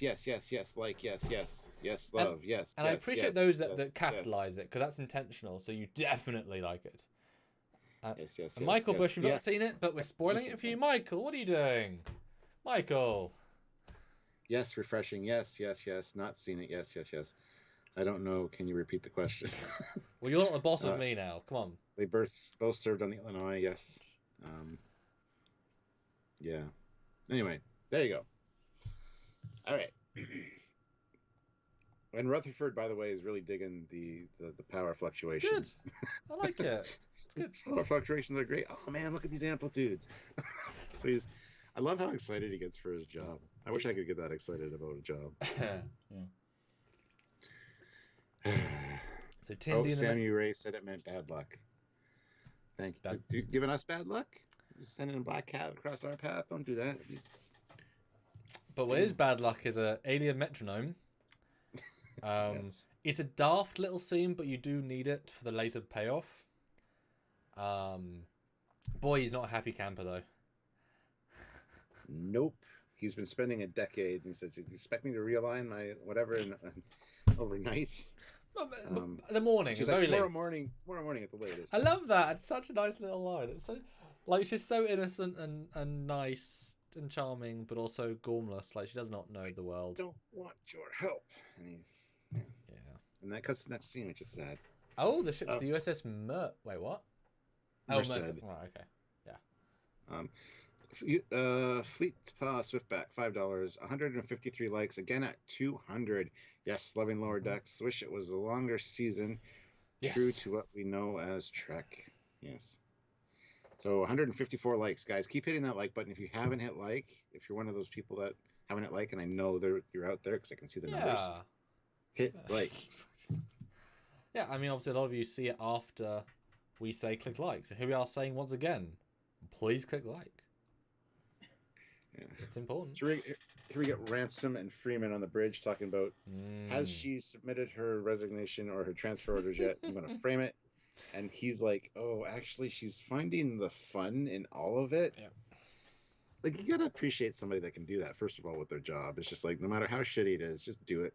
Have fun. Although I like the double context here that he only saw the last thing. She didn't enjoy the first two, but what he bases him knowing her on is that everything is kind of a joke to her. So she made all of her jobs fun. It was only the last one, but he's like dismissing it to the captain, which obviously escalates the situation. So I kind of like that little chemistry there. Yeah, and then she's like, then give her worse jobs. And he stands up. He's like, I've got her emptying the bleep out of the holodeck's bleep filter. Now, shit, piss, no, because the next scene in the ready room, people actually really use it for that. Oh yeah, it's mostly that. So I think that was the cum filter. Just saying, it had to be said. But first of all, great use of beeps. Yes. And obviously, I mean, it happens all the time in where they use this format. It lets you picture what it is. Yeah, but the next scene kind of solidifies it. But it could be blood. It could be people use it for training and stabbing. It could be 2 girls, 1 cup. I know. It could be. I mean, yes, it's a smaller list than it should be, but it is ambiguous enough that if you don't think, which is brilliant. And it's a very clever way of doing that. And don't you just, because originally I thought the bleeps meant, well, I guess fuck is also applicable in the first bleep, but I like the context of that he's actually swearing and in front of the crew, which tells you how stressed they are, and it's just like, oh dear, yeah. Well, the Trembler throws in $10. Thank you very much. You are greatly appreciated. Kicking butt. For a species where the females were used to being liked by men and produced pheromones to ensure it, her desire to be liked can be seen as better, less bad version of the instinct. Is probably a coincidence. My dad noticed that too. We'll talk about that when we get there. Definitely made that connection. And Danny says, haven't seen the episode yet, but I'm here just to leave if you guys are like. As always, greetings from the Canary Islands. Hey! Thanks so much. Thank you. You're one of the 159. Brilliant. Brian Harvard, Captain, I can't believe you went there. Really? Have you not been following Trek Yards and listening to my lives? There's nowhere I won't go, pretty much. And I will say, as far as that topic goes, it was as tastefully handled. Like, you know what I mean? It was as with the ambiguity, like kids wouldn't get that because it could be anything, No, it's clever. And I like Ransom more and more as I'm going. He Riker maneuvers everything, and there's a few little moments of Riker maneuver here just because. Well, yeah, and he's actually like flexing and stuff. His bicep. I don't know what gives her the idea to promote her by looking at that reflection. Oh no, yeah. Because I thought she was going to use Ransom in some way to kind of. She is though. It's just more clever. I thought it was she hates him or wants to bang him, therefore use him. But it's not. It's he's doing stupid things as a commanding officer. He represents the commanding officer that she doesn't want to be. Because he's also a yes man, as we saw earlier in the episode. Very much so. Yes. So she's like, "Ooh, you, Mr. Preening officer man, who's ransom maneuvering while looking at your pecs."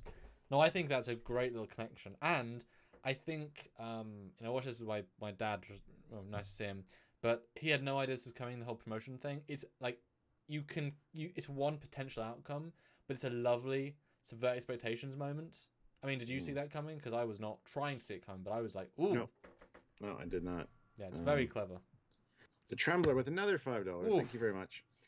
From a practical matter, couldn't the materials be dematerialized like leftover food in the replicator? Yes! Don't get me started on the holodeck and how it actually works. Because now this is canon. So, oof. Anyway, but it's yes. not canon come. It's just canon waste. Yes. It's not, so it's still ambiguous. And it's an older ship, older style holodeck, not like the new ones that do all that for you. Well, that's the thing. It's Mark 1 TNG. That's the vanilla Season 1 TNG frame. So that's actually old at this point. Obviously, it did a lot, but like I don't even think they have the binar upgrade necessarily. Why would they? They don't need it, you know? Mm-hmm. So, yeah. And then we get the window washing. I love the window washing. It's so stupid. I just like it. Like, let's have him do something. He's washing a window. Okay. Like, that's a full-time job on this ship, as we see how many windows they have. But seriously, he's an ensign in Starfleet. He's washing windows. That tells you how menial some of the jobs are, because they just have time to fill. They could get a window that need washing or a spray. Nope. Give the ensigns some shit to do. But it's interesting. It's a good concept. I like it. Yeah. Oh. Joseph Petrick, €2. Greetings from the future. I love the show. Yeah. In the future? Yeah, so here she comes in and she's like, oh, another conference meeting, huh? Discussing the Prime Directive? Pretty fascinating stuff. And she's like, no. I was making fun of you. Yeah, they all laugh with her. I thought, bit of a humor, humoring them, well, but... Then the whole, since you're one of us now, I guess you're making fun of yourself. And it kind of, she gets presented with the pip. And it's like, what? And then her reaction to it, like, oh, like it's a cross and she's a vampire. Oh, yeah. As far as comedic cartoon acting goes, it's an incredibly acted scene. Yeah. Like, it is great. It's like a noose around her neck. It's like a death sentence. Like, you've been promoted. No! It's great. And it was brought up last night that she went...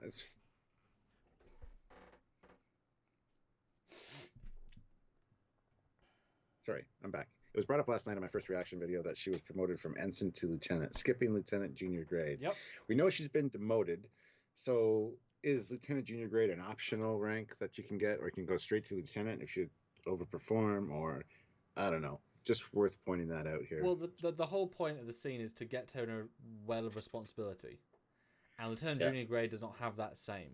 Lieutenant does have a lot of responsibility, so she's skipping her. Because you can't make her commander. She'll be the same rank as her. There's only 3 commanders on the ship, so she can't put her that high. This is the highest without being lieutenant commander she can make him. And lieutenant commander would then be in charge of a group. So it's the lowest rank of highest responsibility without running a team and ruining the ship. So it's a very strategic play. And Samu Ray puts in $2. If they meet the South Park Jusians, I'm on board.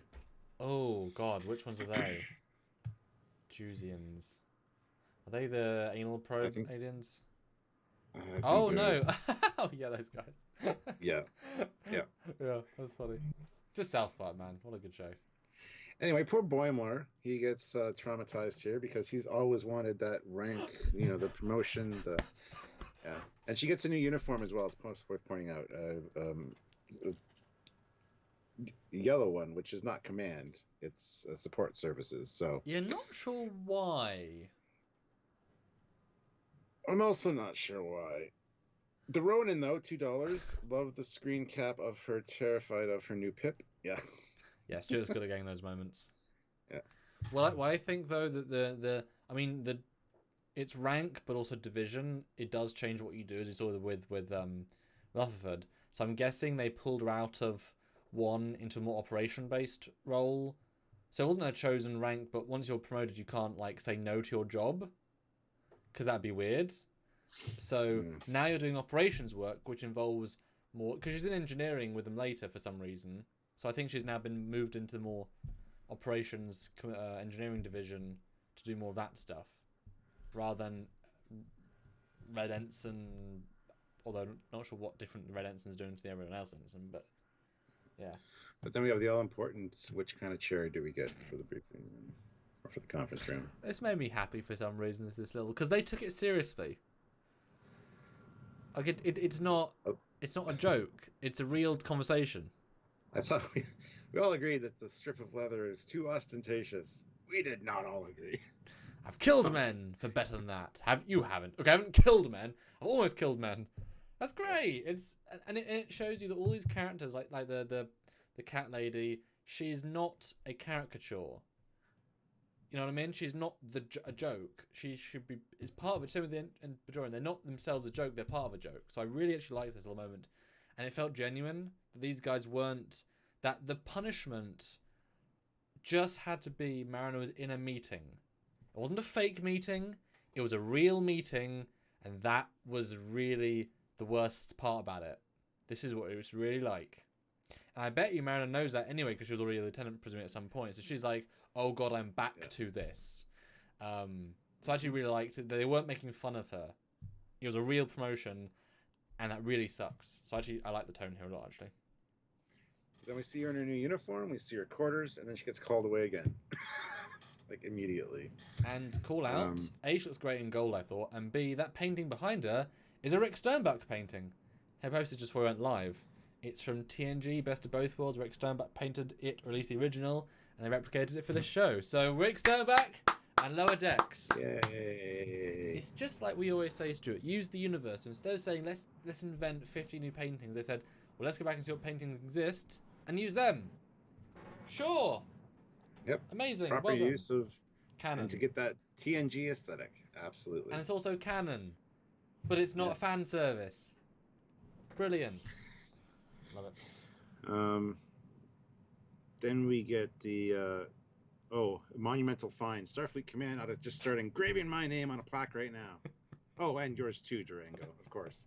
So yeah, there I kind of get it if it's his mission. So yeah. So she's done her audit, and he's like, congratulations, now you can audit the audit. So your work's not done. It's like, oh, damn it. I mean, this is a really long sequence, but especially on a second viewing, it's even better. Yeah. Because she's still doing everything seriously. And I think part of the context is that part of her jokingness is that she is not busy enough or tired enough. She wants that. So when she's actually busy, because she wasn't making mockery of things, was she? She was just doing them, which I didn't get the first time round. What do you think? Yeah, I guess. I mean, she's super competent at her job, and no matter what job she's doing, because she's good at like a lot of things, and she's not going to half-ass a job. So she's going to give 120% to it, but she gets demoted other ways. Yes. But I just like that about her. Like she's not. She's she wants to be that more freelance jokey person, but she can't do that as a higher rank. Yes. And like I say, I still love the captain trying to take credit because she's a bit of a shit captain, and the captain's right there. I like all these scenes; they're all nice little bits, and the second in command even is like he believes in her, which is weird. You know, it's good. And then we get the stupid jazz captain stand-up comedy routine.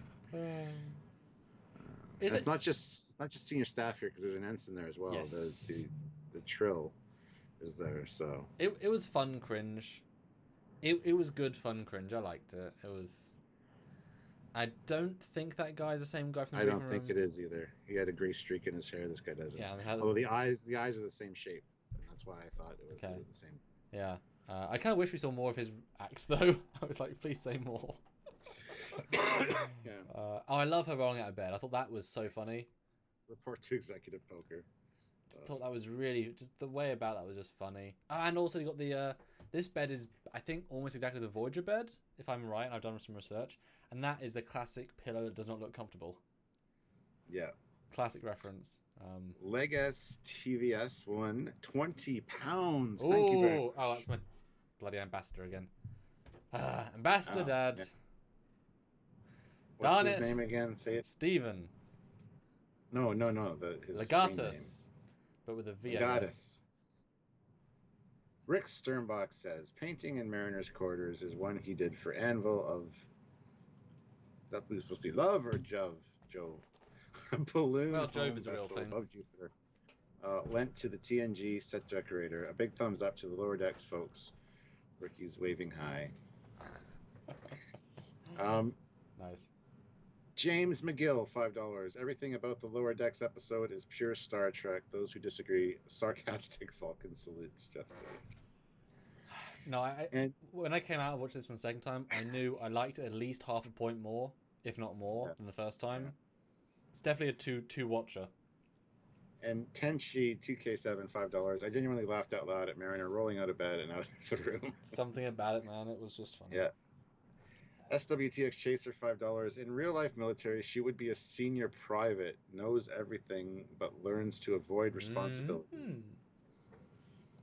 Interesting. I like it. Now, the poker game. This I was worried about. Break it down for me and explain, because you've also got lines in front of you. I think I get it, but let's see if we come to the same conclusion. Well, look lively, Mariner. This game's about to get very interesting. I fold. Oh yeah, good choice. Yeah. Good call. And then the first officer answered like,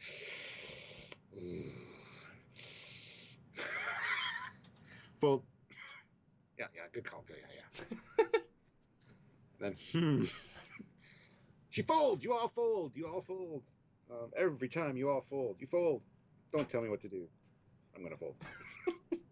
And then the whole I'm all in. It's like, no, we don't go all in. This is a friendly game. Because she goes, I got nothing, I lose. Yeah. So what did you take from this scene then? Because just saying that, it's funny. I didn't take anything from this scene. I just thought it was poking fun at the TNG poker games. Okay, so yeah, for me it was TNG poker they take seriously. This they don't, but you've got to make it different. I love his sunglasses, no idea why. So he can bluff. Oh, I like that. That's funny. I don't think they should be allowed to wear sunglasses in poker. Well, it's cheating. Geordie and visor, you know. Yeah, well, that's different. That is different. Now, what I think from this scene is that, unlike the poker team in TNG, who actually want to win, who actually are competitive and good at it, none of these people are good at poker, and they do it because it's so chill. So there's no stakes, there's no satisfaction, and so when they all fold because they haven't got good, there's no bluffing, there's no like play. It's like 5-year-olds playing poker where if they haven't got a good hand, they just will obviously fold every hand because they've nothing, and there's no. There's no bluffing going on. There's no playing the game. I mean, they are playing the game, literally, without that sort of spirit of competitivism. And that's why they got in, she's like all in to win the pot. And he's like, it's friendly, we don't do that. It's like the most vanilla, silly, friendly version, which I was not expecting. So I kind of liked, that's why I took it from anyway, that it's the, no one cares, it's all good. And the mum's just like, but she wants to win. And she can't win if everyone folds in the first round every time because no one bluffs. I liked it. I thought it was actually quite a clever take on the poker for what it was. Yeah, I liked it. Well, next scene's in the mess hall. Nice big replicator in the middle of the room, which I like. Wow. Yeah, that's new. Yeah, this isn't the bar. I don't think this is like the mess hall. This isn't the bar. Yeah. Yeah. So I like the replicator thing in the middle of the room. I guess everyone's got tacos today because Tindy, these people in the background, everyone's got tacos right now. Cool. It's the special of the day, probably. Although her plate is empty. Oh no, I guess it's hidden. Okay, I guess it's hidden by the candle. Yeah. That's the other thing. There's lit candles, and the second she scoops everything up with them being lit, and I called that out in my first reaction review last night. But somebody said holographic candles, and I'm like, okay, I'll buy that. Yeah, 100%. Holographic flame. Because they are out when she touches them. Yeah. but yeah, she's trying to get everything to get this guy to ascend now, and Rutherford's like, "You think it's a little much? Do you really want to see an ascension that badly?" And I just have to study the ancient ways twice as hard. Just freaking blow him away with spirituality. And Rutherford's like, I don't think that's how that works. Anyway, and she takes off, and he's all excited about pudding. Yeah, it's I know you're not a really big fan of her stuff in this episode, and she definitely feels like kind of I guess, an appreciation addict. You know, she needs her fix. But I like his reaction. I mean, the pudding's stupid, but it made me giggle a little bit. Oh, then Boimler comes in, and yeah, that's a lot of windows. Gosh. Yep. I mean, the wall is windows. I mean, yeah, there's no other space. I saw that and I laughed because it's like, that's why there's so many damn windows on the outside of the ship. Yeah. The Trembler and you know what it is? It's probably like, for every pip you have, you get like 3 windows per pip. So, because there's just so many, so, you know. That means they should have 3 down in the barracks. They only have 1 big one. Well, it doesn't count for ensigns, obviously. Yeah. The Trembler, $5. What kind of poker game is this? No mind readers, no perfect calculating machines, no one with special sight that can detect lying. Barely worth playing, yeah. Yeah. Luke Celeste throws in $5. Poker with 4 cards. She wanted to go all in to finish early. Oh yeah, well, if everyone folds, you might as well go all in, you know. Yeah. The Trembler, $2. Also, did Shax give those glasses to Commodore O? That's true. I like him. Maybe Commodore just came from a poker game. We never considered that. God damn it. With the Cerritos guy. Or Dex guys. Like mandatory. Mm-hmm. Yeah. Yeah. All-Star Guru, $4. Mexican food because it's a Cali class. Oh. Okay. Love it. I like it. Oh, that's good. I quite like this little scene because, yeah, she doesn't care, even though it's lovely, and he's like, I want all of this. Oh, well, she's far away from everybody. She's like, I'm all alone in this room. That's a great line. I never thought of that. It's a great little line. She's like, he says, how do you get this? And I'm like, she's like, I just do what I normally do. He's like, why do I even bother trying? Anyway, she gets called to ops for a review of scheduled ops. And oh good God, it's good. Pray for me. It's good. Yeah, so he sits back and he's like, they like you. They like when you break the rules, huh? How can I be a bad boy like you, Meritor? And it's very unusual for him. That's why it's fun. No, I like this scene. It's a good scene. Oh, and the next scene is kind of annoying. It is, but I love that she took her days off for this. That made me laugh out loud. Using her vacation days. And I love that she's bags under her eyes. There's so much character here. Like, it's very full. But yeah, it's darn stupid. So she's trumping down with, like, spiritual stuff from multiple cultures to increase his chance of ascending. We can beat the system. She's even got some bugs, the Florcas, that are a vital part of the ascension process for the Temerians. I mean, good reference to Temerians, but you would think she would just research, the original thing he was trying to do. And she gets called the villain here. He's like, you don't get to be the hero here because you are the villain. You're Batman. No, that was great. I love that line. It's such a nice little, it's good. And she's like, let me just align your chakras for 5 minutes. Come on, man. Come on, you might have to be nice. Oh, it's good. And Boimler's trying to figure out a way to be bad. He gets called to the bridge, and I'll report for bridge duty, and they'll get exactly what they deserve. What? Nothing. It was the holodeck. Moriarty. Exactly what they deserve. Yeah, you got to make sure the comm channel closed. I was thinking that as he was doing it. I'm just like, they're probably gonna hear you. I was like, oh, they did. That I thought was perfect. Or the Moriarty line, I don't necessarily understand why. I wish they'd set up that he likes Sherlock Holmes in episode 1, even if there's one line. Yeah. Because it feels very random, especially as Moriarty, existed in he became alive. So it's quite risky. I know it's to fight Data, but we've already had one Moriarty come to life. But I like that stupid line.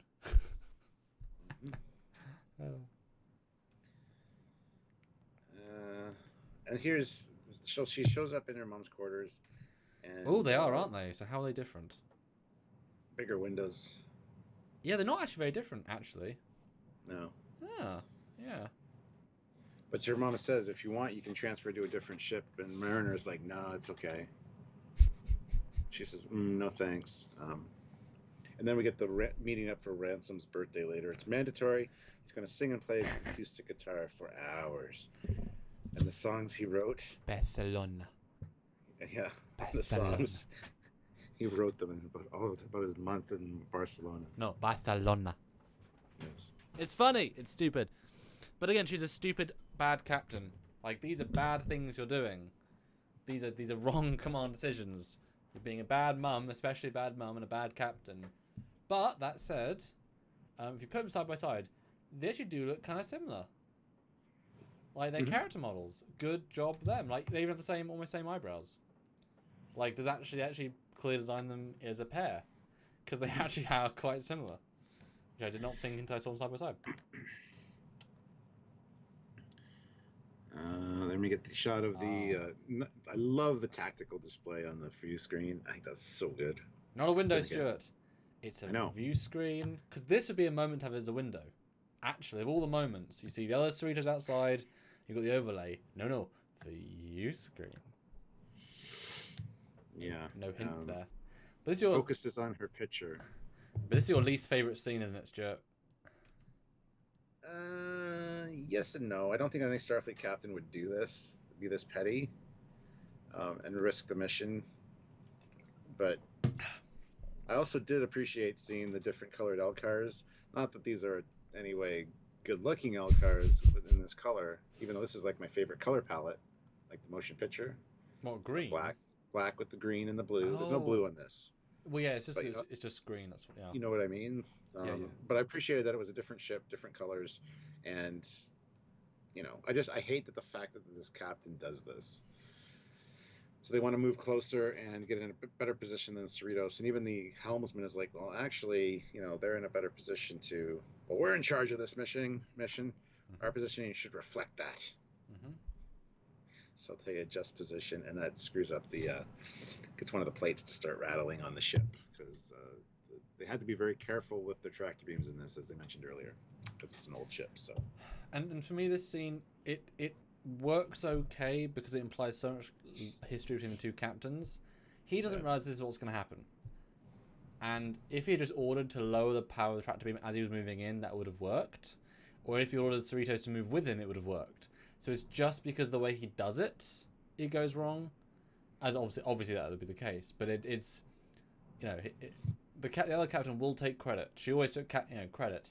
You always need like a flashback of him, and they're both in ensign's uniforms, and she's like taking credit for his best assignment. Like a Family Guy style flashback would have worked there to kind of make him think this way. But yeah, it's a bit silly. But as you said, and as I agree with, it's nice that it wasn't the original crew. It's his crew that messed up. And it was for a very understandable reason. Not a good reason, but understandable reason. And I do like the effect of how the tractor beam gets more strong as they get closer. Lovely visual cue. And then... And we get Ransom doing the Riker maneuver on the captain's chair. I love that. I made me laugh. It's so stupid, but he can't help but do it. I love it. But again, I mean, he calls them out, and he's like, what? Put him on screen. Captain Durango, you're way out of formation. But he says it professionally.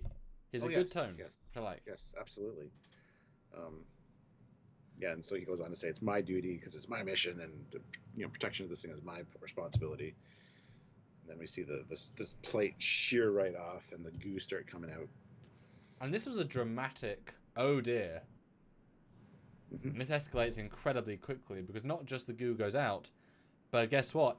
The tractor beam is where the goo comes out. So the goo instantly goes onto the main bay and instantly does bad things. And it is this was a radical... I didn't think this was going to happen. So I was like, whoa!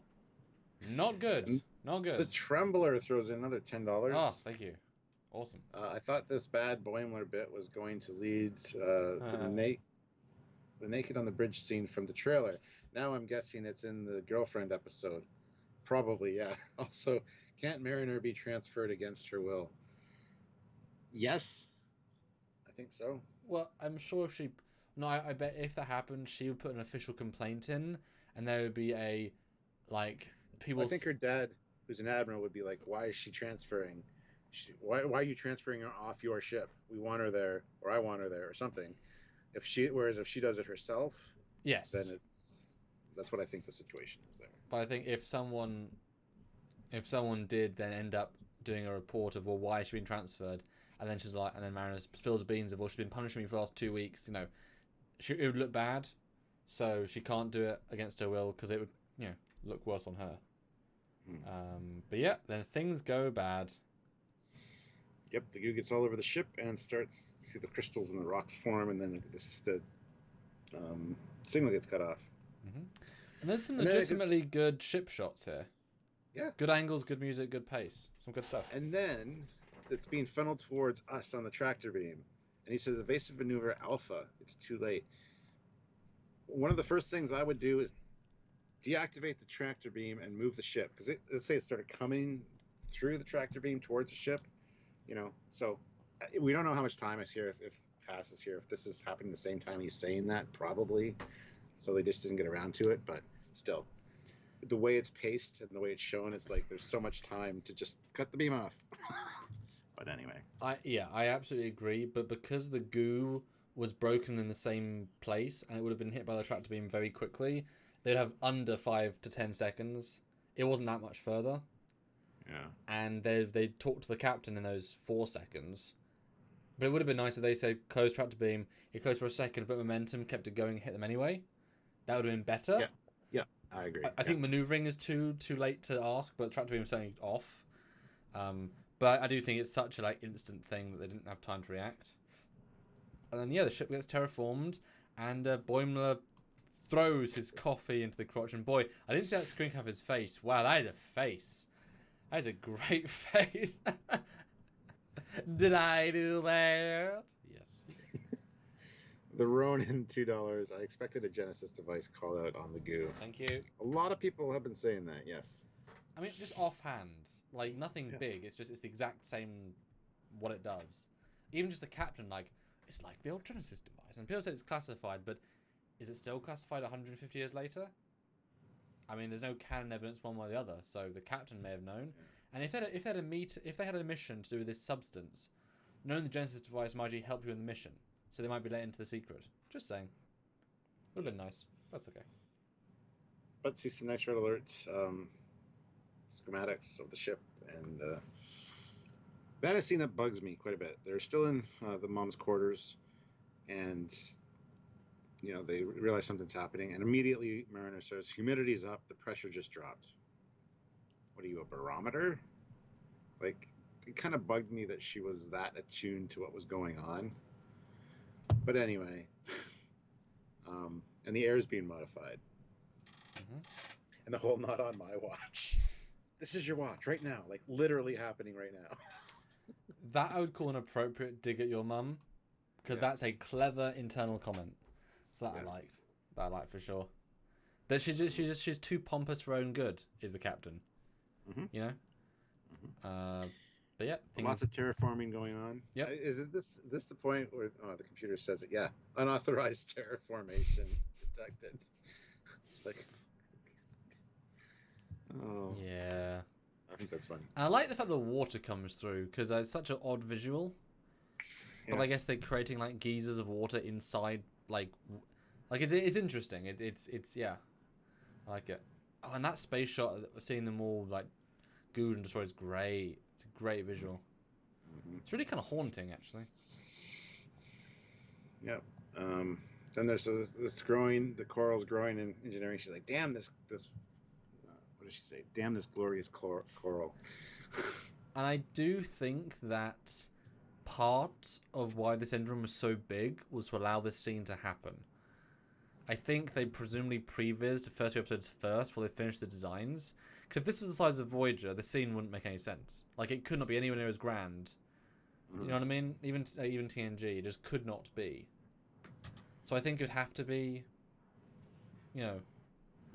although in this shot you can actually see that the internal tube has a vroom, vroom, vroom, vroom, vroom. Yeah. which I never noticed before, but it's there, which is cool. It's just yeah, that's nice. Anyway, this is where we find out that all Tindy wanted was just for him to like her. Yeah. It kills her when somebody doesn't like her, so she's just she can't sleep, she can't do anything. So I mean, I can sympathise. You know, we're both nice people, so when people don't like us, it's like, oh, but we've only ever been nice to you. That's weird. yeah, if I don't want you to like me, trust me, I'll give you a reason. Yeah, exactly. Yeah, and she saves his life, and then he confesses that they're about to die. That no, Stuart, I didn't think I was going to ascend. I was faking it for all these years. Just to be special, it's hard to stand out in Starfleet. And that's another good commentary. It's true.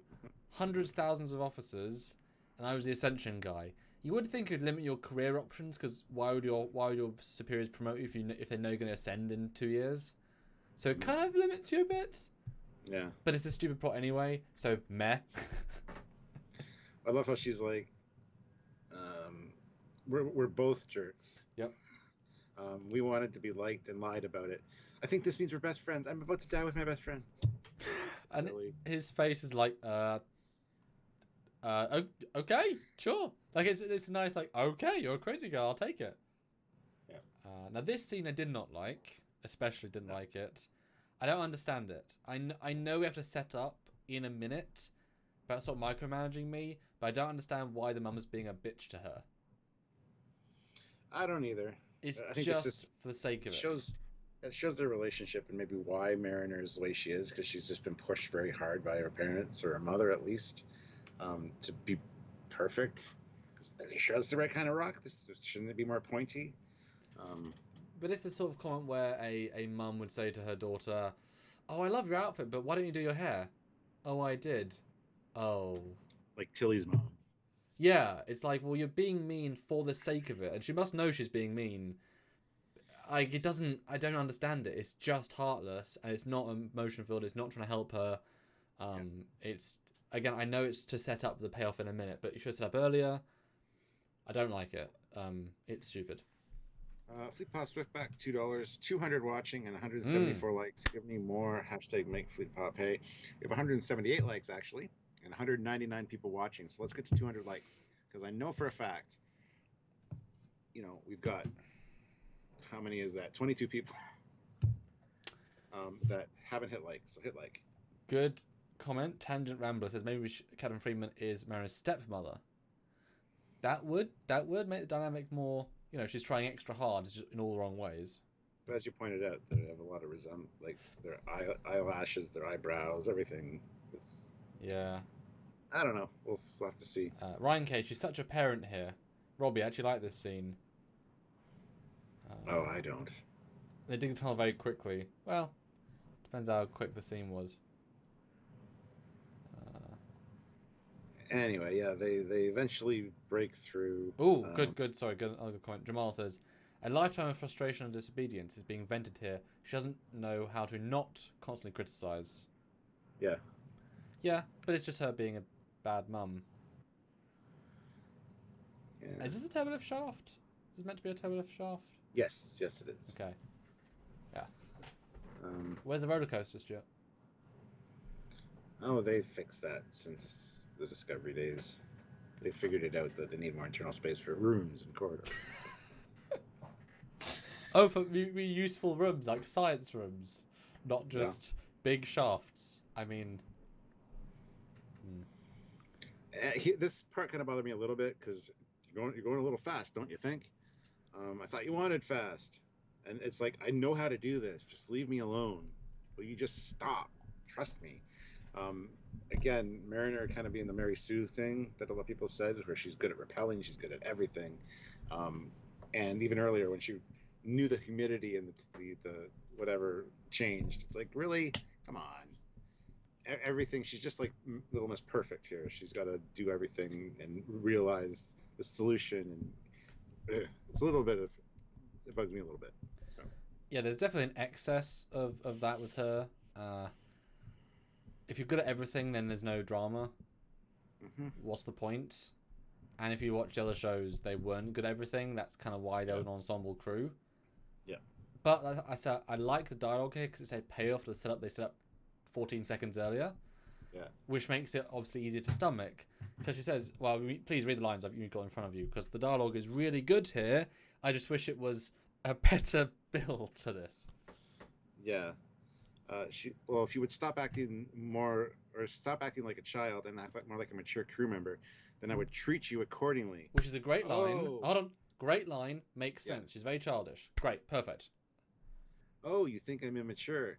You're the one trying to trick me into quitting. How is that mature? And the correct thing to say is, oh! Yeah. And the mum does respond like, oh no. Because, yeah, those are two perfect, like, counters. Yes, you crazy captain, what are you doing? The mom doesn't say anything. It's all facial expression. Yeah. And then it's like, yeah, that's what I thought, Carol. You did not just call me Carol. Whatever, Carol. But I laughed. I laughed at that. That was funny. What I said to my dad again, I think this scene epitomizes that it's not that either of them are terrible, it's that when they're in proximity, their worst impulses come out. And so they should not be on the same ship together. That was a mistake. They can't deal with each other. And the captain has so much attention on the daughter and becomes more childish, more stupid parent, that lessens her character. And Mariner only wants to rebel against her mum in certain scenes. If it was someone else she liked, she respected, she wouldn't. So it's because they're in the same ship. I don't know why the dad put her on the ship. There might be some greater reason. See, I think whoever called that out might be right, that she's actually a stepmom, and the dad wants to force them to kind of get to be on the same page. Maybe that's so he wants her on the ship. Yeah, very possible. And the mom's just trying too hard, or not trying to. I don't know. I think that might be a good explanation. I think that would make more sense than her being the actual bio mom. But would you agree they bring out the worst in each other? No, absolutely, yes. And that's why this scene's like, yeah, it's dangerous on a ship to be like a conflict with each other like that. And that's why it's kind of hard to watch these scenes sometimes, because just like they're both pushing each other to be terrible officers when they wouldn't be in any other situation. I'm trying to think of a parallel. Well, it's like if we saw Finnegan from TOS, if he was alive on the Enterprise, Finnegan and Kirk, they would be awful. Or even Mitchell, you can tell he was a bit of a lad or whatever. But then Tindy and the other guy use one of the little floaty, explodey jellyfish things to escape from engineering. And he ends up saving her life by pushing her out of the way of a falling rock. Although how lucky the warp core's still working, that it wasn't coralled. I know, right? I know it's just every story, every movie, but I was like, wow, what luck, it's still working. A fleet pass Swiftback, $5. Mariner and her mom mirror.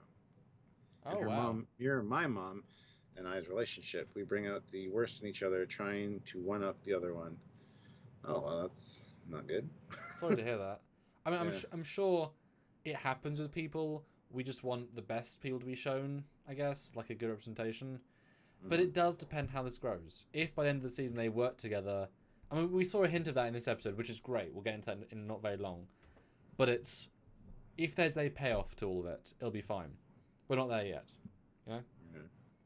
But Tindy won't leave him, and he's like, Tindy, it's okay, I did this for you. No! That was a harsh moment. I was like gut punched by that a little bit. Like, wait, really? Yeah. Did you think he was going to ascend, or did you not even think? I didn't. Good. Did not. That didn't cross my mind. Yeah. Because it's just so stupid. Anyway, they get to environmental engineering, and the systems are still all online, and then they're going to saturate the affected areas with carbon polymer dust. We need pyrazine gas, flood the ship, and trigger reversion with radiation from the main deflector. Yes. And I love how she says to her mom, unless you think we should use a pointier rock. And the mom's like, no, that's exactly what I was going to suggest. I'm just impressed. You actually read my mission briefing, didn't you? No. Well, maybe a little, but just ironically so I could make fun of it. Yeah. I mean, it's interesting because Mariner feels like a Mary Sue here. She does everything, but the implication is Federation. That's what anyone would have done that read the mission briefing. Yes. Yeah. And often you can get a sense of I thought of that first, But the way it's played is like, oh yeah, that was my suggestion. You just said it first, because she's very proactive as Mariner. She's very like go and do. So it does de-Mary Sue that a bit, well, a lot. But also it implies that they had a solution literally one button away. So why didn't the They others had it ready to go just in case because they knew what the goo was. which is great. Perfect. I mean, before you move it, have a solution. But why did the other ship not use it? They were there first. I guess you could say that their life support got damaged earlier, etc., etc. But the fact that with very few bum presses, the mum's like, hit it, and the computer's like, oh, I know exactly what you mean. It's like Hitting it. which is The fun. computer says hitting it. Which is funny, but it's like, oh, it was 100% ready already. Like someone just had to say go and it would do it. Yeah. Is the implication? So it's a bit of a weird ending. But as we said at the start, yes, everything goes back to normal, and just like Paris went from man to half salamander man to salamander to giving birth to human again in the course of a week, no repercussions, and he can still have babies after that because he did it with Balana, so he's absolutely fine. So The only thing that happens. Yeah, the only thing that didn't go back to normal was like the decking above Tindy and the other guy, Yeah. probably because of the explosion that they caused. Well, yeah, if it rips through the hull's damaged. It's just if anything that was the hull is now no longer the hull, is now back to the hull. But anything that was destroyed. I do wish we saw more damage. It would have been much more satisfying if we'd done like a walkthrough and it was like, that's damaged, that and Rutherford's like, ooh, I need to repair this power conduit, this power conduit, this power conduit. That would have been kind of fun. I'm going to be busy for weeks. Yeah, exactly. So we kind of needed that, but I mean, there is limited time. Not sure why the guy's not been crushed to death yet, I'll be honest. He seems too fine and happy from being crushed. Or not crushed. Then they have a nice, you saved me first kind of moment, and they kiss, and then he starts ascending. I was like, what's happening at this point? Like, I didn't know if this was still an effect of the goo that had touched him or something, and then they say, you're ascending. I am. Because he sacrificed himself for her, which is what it needed, I guess, to push over the top. It's a fun little stupid scene. And then it's like, ow, okay, wow, that actually burns.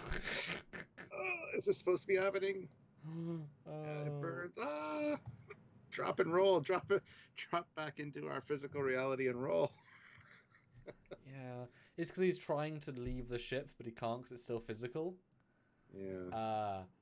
And then he creates the bird and the Vishnu pose or whatever, and then it's a very creative little scene. I'll give him a lot of credit for it. I can see anything. What's taking so long? I see Abraham Lincoln. Again, a reference to TOS. Did you hear him say that? Yeah. Reference to TOS, the Savage Curtain. And the universe is balanced on the back of a great koala. Why is he smiling? What does he know? The secret of life is... And then... Yeah. This scene, I think you're just left as like, wait, what? And at the end, you're like, what? I was thoroughly entertained, though. It's dumb. But as I said in our main review, I kind of wish they'd done a mega meta joke. Because if they're saying officially the universe of Star Trek is on a galactic koala's back, if that's now canon, it's canon. So so it's obviously not Who Cares canon. I kind of wish it was literally an animator or Mike Cookman. And like a real clip from the writer's room and be like, I see the great McMahon in the sky. Like that would have been the perfect moment to have like he sees past the realm. Oh, you know what they should have done then? They should have had like in the writer's room a little portal appear and his energy come out and dissipate. Like go to live action for 2 seconds. He's able to leave the Star Trek universe into the real universe. Obviously it's too far, but this sort of show I could see him doing that. So I enjoyed it. It's dumb. But I enjoyed Cindy's reaction to, all right, well, good luck with everything, or good luck being everything. Sorry I helped. It's good. I like it. Then we find out the ship's okay. Ransom reports in, but the Merced had far greater exposure to the terraform cloud. It does not look good, Stuart. So, nope. Life support's critical. And at this point, they just need a whole new ship. Or an old ship. And they beam him over to the the alien ship, And generational ship. small note: if the cloud is still very much next to the ship, the alien ship, would it not terraform the outside of the alien ship? Probably not, because the aliens probably had special material that would. They could obviously contain it in canisters. So remember, the ship was made of the same thing. But I mean, that would have to maybe make... maybe it's an organic kind of metal. That would be an easy solution. I mean, it's an organic looking ship. Yeah, it's just, I noticed that in the last scene. It's fine, and it's like that much a rapture, rupture. But I love the damage on the ship. It is gruesome. That is a gone ship. Although it's kind of sad that the implication is these guys, this crew, couldn't do anything to solve it. Like, they're a worse crew and they couldn't do anything. Small note. But yeah, the beam over is fun, and that definitely justifies them building the set, because they got another payoff there. And then they get the mom and the daughter hug, and then they realize what they're doing and immediately turn away. I liked it. It's nice. It's cute. It's good, actually. And the Trembler, $2. Fake it till you make it works, apparently. But they get the ship back to space dock somehow. I guess one tractor beam was enough. But that's okay. Who knows how long has passed. And they are using the first big Discovery reference. They're using Discovery short trek vacuums, which they use to get the tribbles. So, and also the visor that they use in TOS. So an interesting hybrid there. And wearing headphones. So yeah, our first Discovery tech reference, which I'm not, the most keen of. But, I mean, if you want to shoot air to a thing, I mean, that's a relatively... I mean, well, why not? And it's more practical in the 24th century. And I kind of like the visor choice, which I didn't notice till now, but yeah. Jeff Jacobs, $2. Looks like I got here just in time. 200 in Ooh. reach. 189 likes. 200 people watching. We need 11 more likes, guys. If you haven't hit like, and you're one of the 11 that hasn't, please hit it. And yeah, I meant leaf blower, but in the tribble there were vacuums. So I was Yeah. last time we saw them there were vacuums, but yeah. Just change it from suck to blow. It's fine. Yeah. Well, I think they're sending a gas out to kill it, but yeah. So Admiral Vassery is on his way to give them medals, and she even does the little, thing parents do with their kids, like clean their face. But they're finally at peace, and it feels genuine. It's nice. Glad we found a way to work together. It's a nice change of pace when going for each other's jugulars all the time. It's kind of exhausting.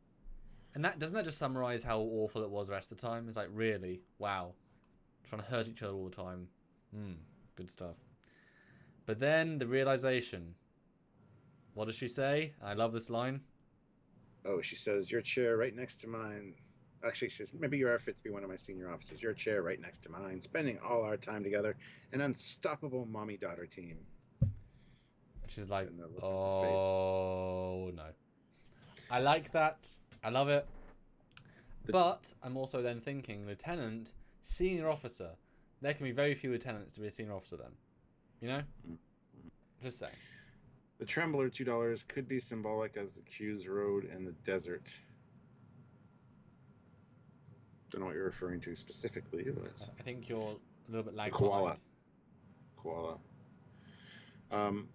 Luke Celeste, $5. Thank you. No casualties, no loss, but one absent without leave that we won't talk about. Oh, yeah. Yeah. SWTX Chaser, $2. When the guy ascended, was that a TMP or V'ger? Or is TMP V'ger effect?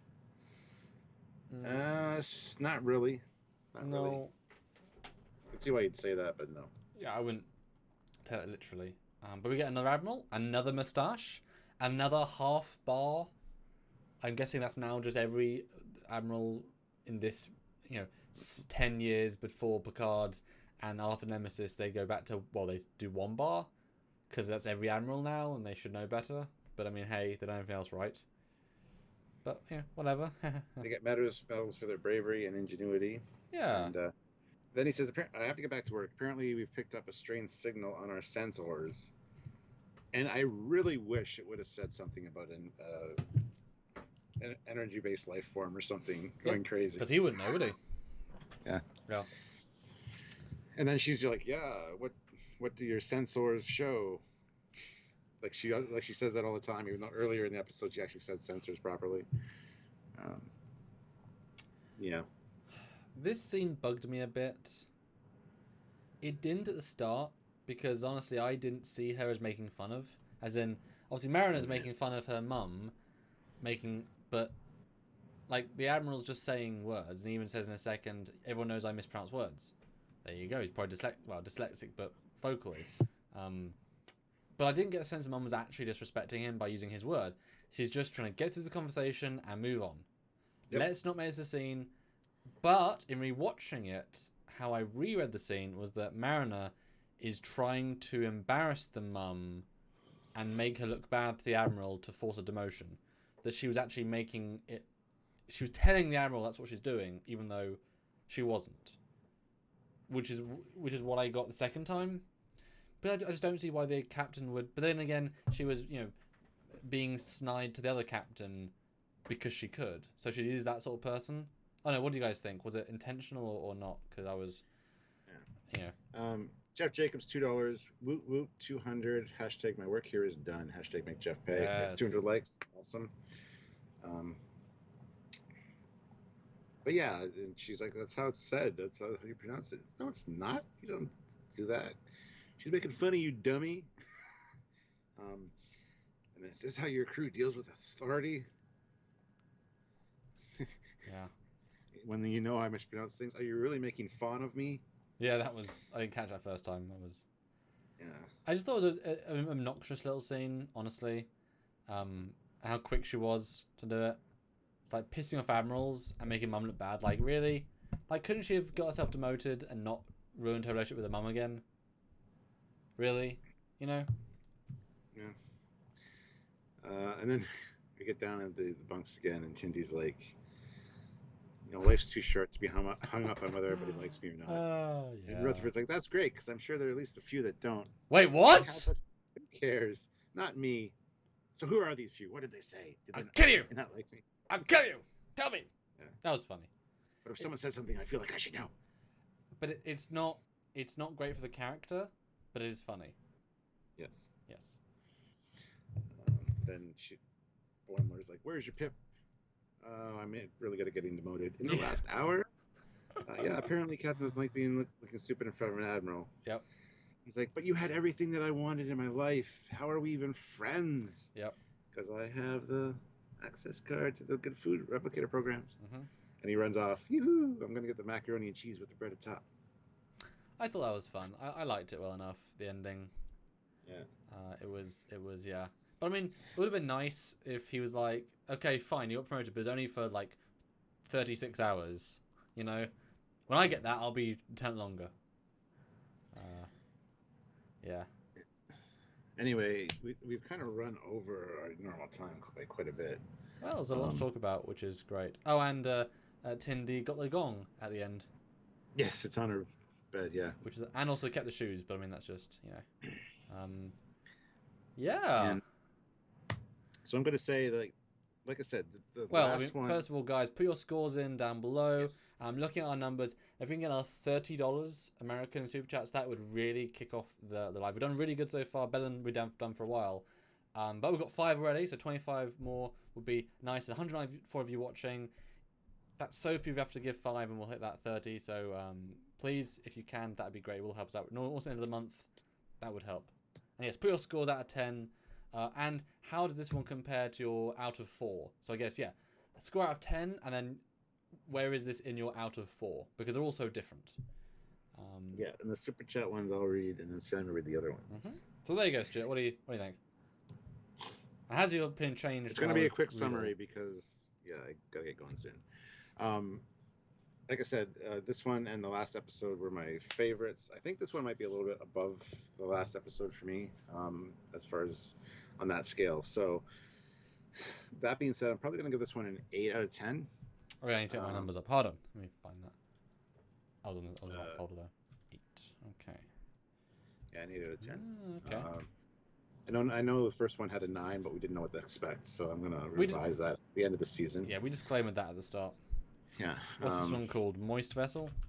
Moist Vessel, yeah. Okay. So I think they were released in a different order, though, than they should have been. Well, what makes it say that? Would be my guess. Well, I mean, there's inconsistencies with his visor, with her boots, and with, I think, the security guy's rank. Yeah, we'll talk about that in an episode though, because there's a whole lot of things there. Yes, yes. But yeah, anyway, I really enjoyed this one. So far the best one, I think, in my... Well, it's the most balanced, I think. Most feels like Trek. It does, yeah. I think the first one felt pretty close to Trek 2. It's just busier. Like, this is kind of a similar story in terms of, like, so much story. Just they had all the extra time, or they had to do the extra time for the character setups. And guys, we're at $10. If we can get 20 more, that'd be great. And yeah, for me, this one is good. Better as a second view. I think it's my favourite of the season now on second watch because of small things. The captain is less obnoxious second time, but she's definitely the worst character on the show, which is not normally what you'd like to hear. The captain of the ship is the worst character on the show, but she's definitely top or bottom 2. I don't know who the other one would be.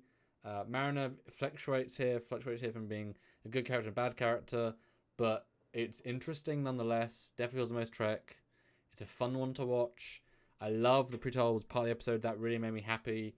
I love the respect on the generation ship. They gave it a lot of fleshing out for what you need to for a ship of the week. It felt like a tangible mystery, which I liked.